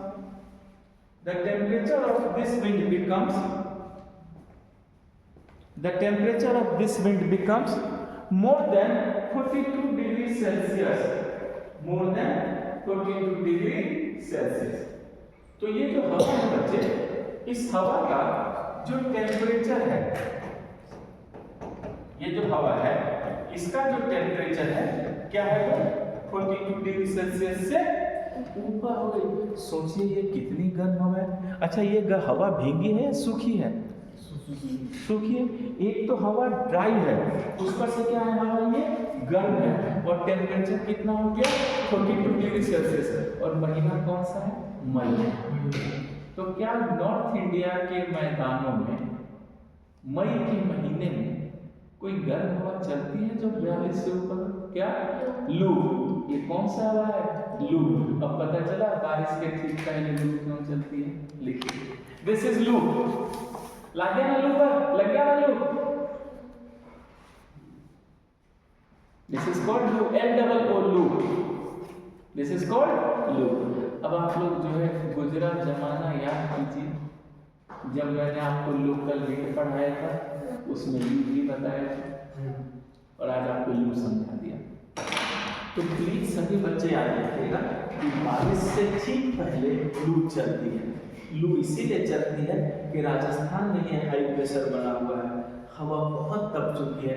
तो south India, south east India और देखिएगा तो ईस्ट इंडिया की ओर ये हवा बहुत तेजी से भागती है। और आजकल जैसे ग्लोबल वार्मिंग का मौसम चल रहा है, हवा तो ऐसे ही ज़्यादा गर्म है। अब इसकी वजह से ये जो हवा है बच्चे, ये इतनी तेजी से भागती है कि गर्मी है और सूखी है, रास्ते में जहाँ पानी मिलता है सब पी जाती है। क्योंकि मैंने आपको बताया टेम्परेचर बढ़ेगा तो ह्यूमिडिटी भी बढ़ेगी, ये सारा पानी पी जाती है। और पानी पी जाने के कारण लू क्या है? एक नेचुरल डिजास्टर है, ये सबको मार देती है। सोचिए ये कितना खतरनाक हो जाती है लू अपने आप में। और 42 से ऊपर टेम्परेचर, इतने में तो जल जाएगा आदमी। बॉडी का एवरेज टेम्परेचर कितना है? 37। हमारे बॉडी का एवरेज टेम्परेचर कितना है? 37, 36.8 बोलते हैं, लेकिन है कितना एवरेज टेम्परेचर? 37। तो हमारे तो बॉडी का एवरेज टेम्परेचर ही 37 है। और अगर 42 की हवा हमसे टकरा जाए तो हवा की गर्मी तो मेरे शरीर में आ जाएगी, क्योंकि टेम्परेचर अधिक से कम क्यों जाता है। तो जितनी तेजी से हमारे शरीर के अंदर आएगी वो गर्मी, तो शरीर के पानी को भी तो उड़ा देगी। हो सकता है 2-4 बाल्टी खून भी उड़ जाए। समझ में आया? और जब शरीर का पानी वेपोराइज हो जाएगा तो हमें डिहाइड्रेशन हो जाएगा, हम वहीं गिर जाएंगे, फिर लोग हमें उठाकर हॉस्पिटल ले जाएंगे पानी पिलाने। तभी लोग कहते हैं कि गर्मी में जब लू चले तो अच्छा है कि 2-4 बाल्टी पानी पीकर निकलिए या गले में लटका कर चलिए, जब जरूरत हो तुरंत पानी पी लिया। हाँ, ऐसा नहीं कीजिएगा आप लोग। अच्छा, और जी ये भी लोग कहते हैं कि जैसे अनियन होता है ना, प्याज, ये गर्मी में खाइए। और हरी मिर्च, ग्रीन चिली, रेड नहीं था, वो जो ग्रीन चिली का एक टुकड़ा इतना, वो एक्चुअली उसमें कुछ होता है बच्चे, वो आप लोग को मैं ऐसे भी अगर मुफ्त का सलाह दूंगा, क्योंकि मैं तो मुफ्त का सलाह देता हूँ, वैसे मैं सलाह दे देता हूँ 110 रुपये प्लस GST चार्ज तो आप लोग को मुफ्त में दे रहा हूँ कंसल्टेशन के लिए, फिर आपको बाद में बात करूँ। तो याद रखिएगा सभी लोग, अपने फूड कल्चर में एक ग्रीन चिली शामिल कीजिए तो अच्छी बात है। This is good for health, क्योंकि मेरे फूड कल्चर में ग्रीन चिली है। मैं जनरली अपने खाना जब भी खाता हूँ तो एक हरी मिर्च जरूर खाता हूँ। तो ये अच्छी चीज़ है, आप नेट पर भी पढ़ लीजिए, हो सकता है। हाँ, आप लता मंगेशकर की तरह, इसलिए मैं कोशिश कर रहा हूँ सही है, आवाज़ सही है। मैं कहा उसके बहुत से चीज़ें, तो ग्रीन चिली अच्छी चीज़ है, ठीक है। ऐसा चलिए यहाँ तक तो एकदम सब पूरे क्लियर हो चुके हैं। तो ग्रीन चिली जरूर अपने फूड कल्चर में आप लोग ऐसे भी शामिल हो, थोड़ा सा वो ब्लड को भी ये करता है, थिकनेस कम करता है, मतलब हल्का करता है, तो सेहत और हार्ट के लिए भी अच्छा होता है। ग्रीन चिली में उसमें आयरन होता है, क्या होता है? आयरन। और याद रखिएगा शरीर के लिए आयरन बहुत इंपॉर्टेंट है। लोहा, अब ये नहीं कि 2-4 किलो खा के चबा लिया, वो मैंने नहीं कहा। आयरन भी बहुत जरूरी होता है। It is clear. देखिए बच्चे केयर कीजिएगा, ये जनरली मेल के साथ नहीं फीमेल के साथ इंटीरियर एरिया में ज़्यादातर सरकारी जो अस्पताल होते हैं उसमें अगर जो महिलाएं जनरली जाती हैं तो आप देखिएगा दूध न दे, आयरन फॉलिक एसिड की गोली जरूर देता है, हमेशा देता है। ये सोचने की बात है कि वुमेन में एनीमिया, ब्लड की कमी, आयरन की चीज आती है, विटामिन B12 की कमी, ये इसी की तो कमी है। इसका मतलब है कि फीमेल्स में जनरली आयरन की कमी हो रही है। समझ में आ रहा है? तो ये कहीं ना कहीं आपके सेहत को डिस्टर्ब करता है, सेहत को डिस्टर्ब करता है।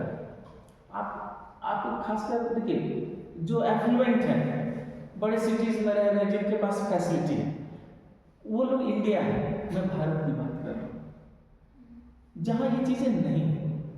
आप सरकारी अस्पतालों में जाएंगे तो घबरा जाएंगे, भीड़ और तरह तरह की चीज़ें देखें। तो ये चीज़ें भी हैं, समझ में आ रहा है? तो ये कमी एक रहता है, मालन्यूट्रिशन ये पड़ा हुआ है हमारे इंडियंस के बॉडी में, जनरली मिल जाएगा कमी। तो कहते हैं कि ठीक है, हमारे फूड कल्चर का हिस्सा कुछ ऐसा हो जो इसकी कमी को पूरा करके रखे, तो क्या बुराई है? तो रोज 10 पीस एकदम हरी मिर्च खाएं टैबलेट से, 10 पीस हरी मिर्च, ग्रीन चिली, ठीक। अब ये नहीं कि कागज पे ग्रीन चिली लिख कर चबा लें, मैंने ये नहीं कहा, समझ में आ रहा है? ठीक, चलिए यहाँ तक तो आप लोग समझ में आए। अब क्या कीजिए, मई में लू चल गया, भारत का सबसे गर्म महीना मई है। अब मई के बाद कौन सा महीना आता है आजकल? जून। अब जून में सूरज कहाँ आ जाएगा? इक्वेटर करके ट्रॉपिक ऑफ कैंसर पे 21 जून लिखिएगा। लिखिएगा on 21 June, on 21 June, on 21 June, on 21 June, on 21 June आई का समझ में? Sun becomes over tropic of cancer, sun becomes over tropic of cancer, sun becomes over tropic of cancer, sun becomes over tropic of cancer, sun becomes over tropic of cancer। sun कहाँ जाता है बच्चे? tropic of cancer के ऊपर। समझ में आ रहा है? इसका मतलब इसको क्या मैं नॉर्दर्न कहूँ? क्या कहूँ? लिखिए, this position is called northern, this position is called northern. देखिएगा कैसे आपके दिमाग में अपने आप कौन सबसे आगे करना चाहिए, बिना मैं ये पढ़ा दूंगा, क्योंकि आपको उस तरीके से ही पढ़ा के लेकर आ रहा हूँ। ये थोड़ी एक चैप्टर यहाँ से पढ़ा दिया, एक चैप्टर वहाँ से पढ़ा दिया, नहीं, मैं लेक्चर प्लान के अकॉर्डिंग में आपको पढ़ा। तो देखिएगा इजी समझ आएगा। तो इस क्वेश्चन को क्या बोला आपने? नॉर्थ। अब प्रेशर बेल्ट किधर खींच लेगा? नॉर्थ की ओर, पोजीशन किधर है? नॉर्थ। लिखिए, all the pressure belt transfers towards north approx 5 degree latitude, all the pressure belt transfers towards north, all the pressure belt transfers towards north approx 5 degree latitude, all the pressure belt transfers towards north approx 5 degree latitude, approx 5 degree latitude। तो लगभग कितना खींचेगा? 5 degree latitude. तो क्या मैं कहूँ और ऊंचाई भी बढ़ जाएगी, क्योंकि अब गर्मी आ चुकी है। फिर लिखिएगा, and altitude in northern hemisphere also increases, and altitude in northern hemisphere also increases, and altitude in northern hemisphere also increases, and altitude in northern hemisphere also increases, and altitude in northern hemisphere also increases, latitude in northern hemisphere also increases. तो sorry altitude बोला मैंने, ऊंचाई, altitude लिखा ना आप लोग, altitude भी क्या हो गया, ऊपर हो गया। अब बताइए क्या भारत के ऊपर से सब ट्रॉपिकल हाई प्रेशर बेल्ट हट जाएगा? समझ में आया? नॉर्थ में खिसक गया और ऊंचाई भी बढ़ गई, इसका मतलब हिमालय से भी उठ गया। लिखिए नाउ सब tropical high pressure belt moves from India. Now subtropical high pressure belt moves from India. Subtropical high pressure belt moves from India. India से क्या हो जाता है, मूव कर जाता है। And altitude also increases. And altitude also increases. अब ऊंचाई भी बढ़ गई, इसका मतलब यह हिमालय के एरिया में नहीं है, तो वो जो जेट स्ट्रीम इसके साथ आ रहा था वो भी भारत क्या हुआ, छोड़ दिया। लिखिए and jet stream also moves from India, and jet stream also moves from India, वो भी मूव कर जाता है इंडिया से, also moves from India, also moves from India. अब देखो यहां से लोग देखो ध्यान से, ये हट गया इंडिया से, ही हट गया, तो अब ये विंड इंडिया में नहीं आएगा, तो क्या ये विंड नीचे बैठेगा? नहीं, हट गया ना बच्चे, देखो यही बैठा था ना, अभी प्रेशर बेल्ट हट गया, विंड हट गया, तो क्या ये विंड यहाँ पर आकर बैठेगा? नहीं, इसका मतलब ये हाई प्रेशर भी क्या हो जाएगा, खत्म हो जाएगा। लिखिए and high pressure of Rajasthan plain also finished, and high pressure of Rajasthan plain also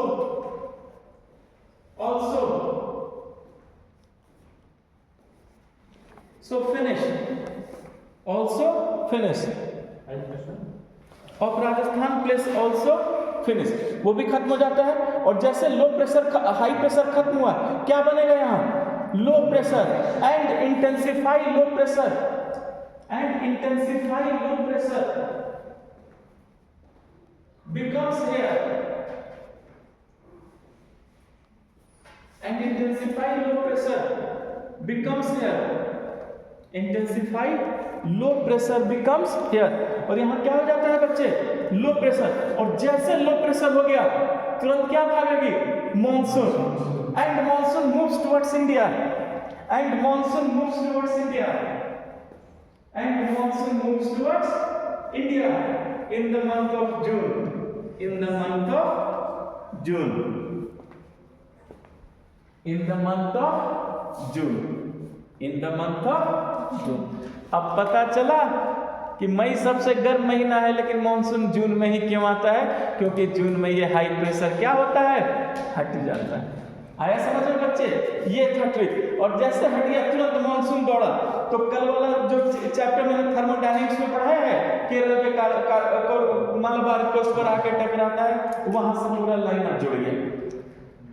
देखा, कट कॉपी और पेस्ट। यानी कल जो मैंने आपको लेके आ गया था कि देखो कैसे मॉनसून आया, तट से टकराया, डिवीजन हो गया, अब इसके बाद वही सारी लाइन अपने आप आकर के जुड़ गई। अब आपको इसमें कोई मेहनत नहीं करना, यही चीज था।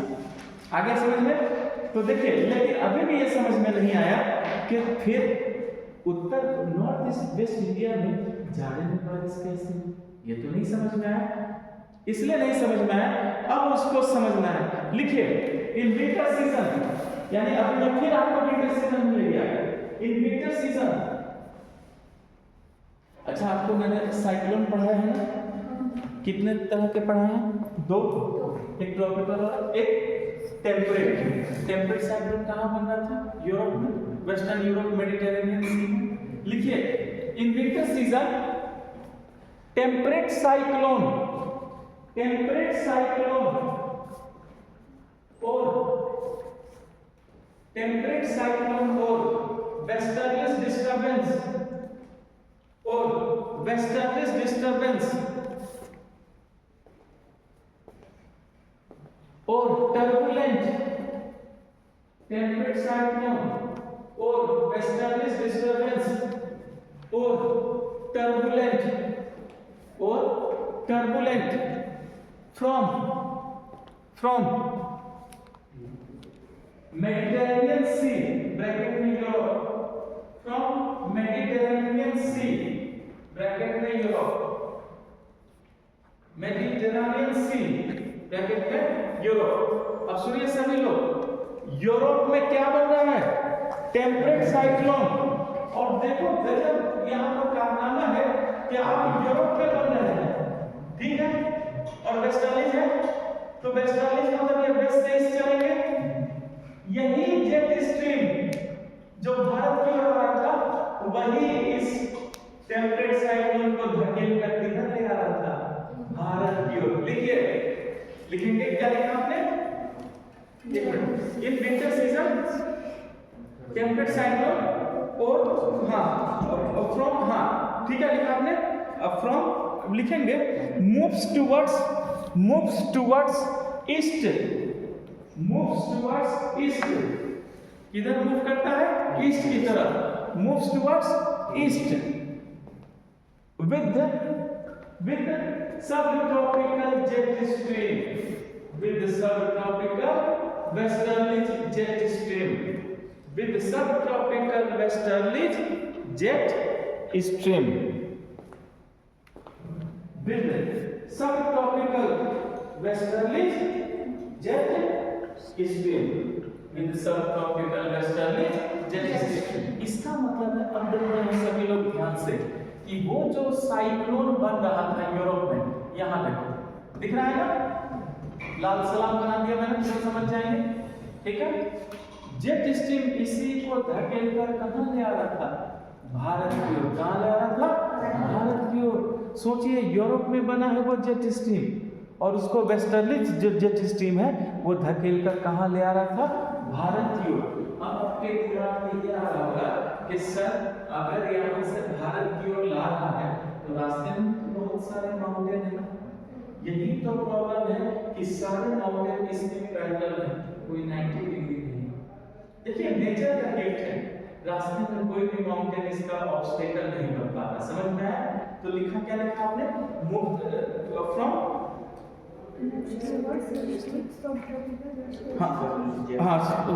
From sub tropical westerly jet stream. It is clear? लिखिएगा, without any obstacle on the way, without any obstacle on the way it comes to India, without any obstacle on the way, without any obstacle on the way it comes to India, it comes to India। और किससे टकरा जाएगा? हिमालय से, क्योंकि वो पेड़ किससे टकराया था? हिमालय से। And collides with Himalaya, and collides with Himalaya in winter season, and collides with Himalaya in winter season.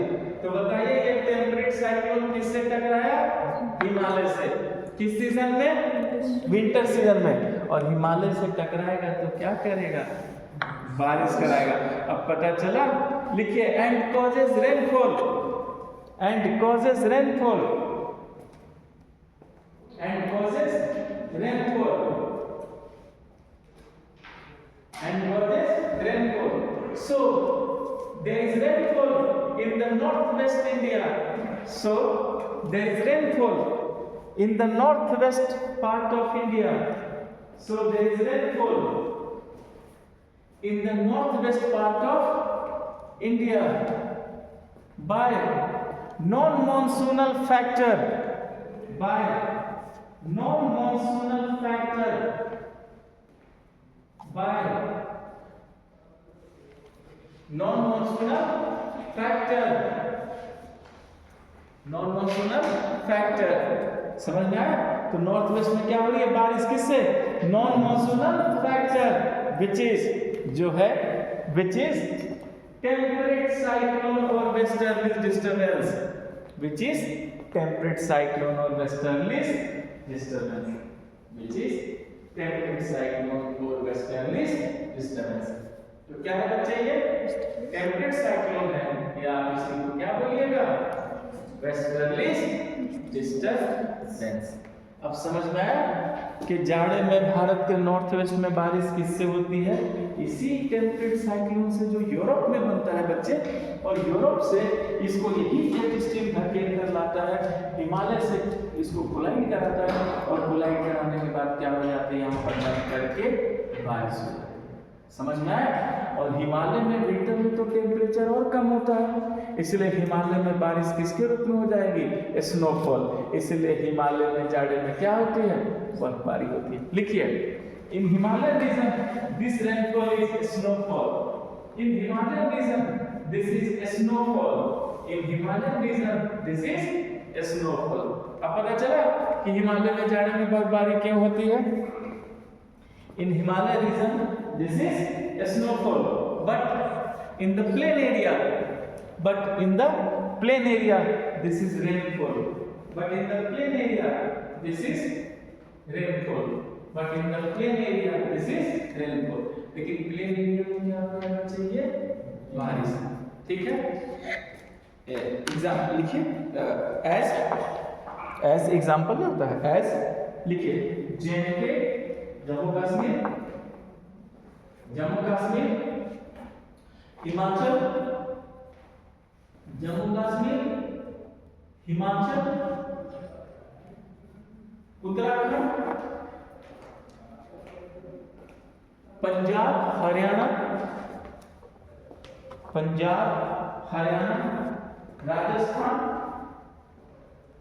Rajasthan, Delhi,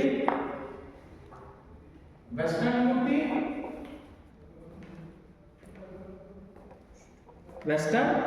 UP.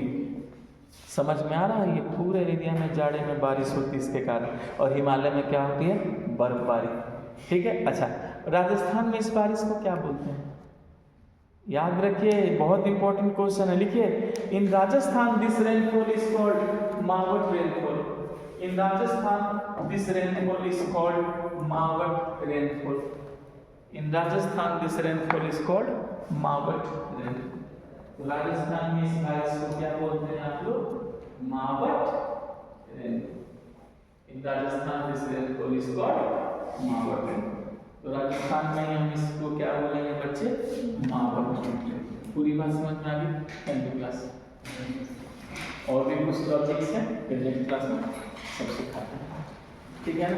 अपने इसको भी रिवीजन जरूर कीजिएगा आप लोग, ताकि चीज़ें पूरी अच्छे से आप लोग समझ में आएगी, और उसका कोई भी बुक हो आराम से पढ़िए। ठीक है? चलो, थैंक यू।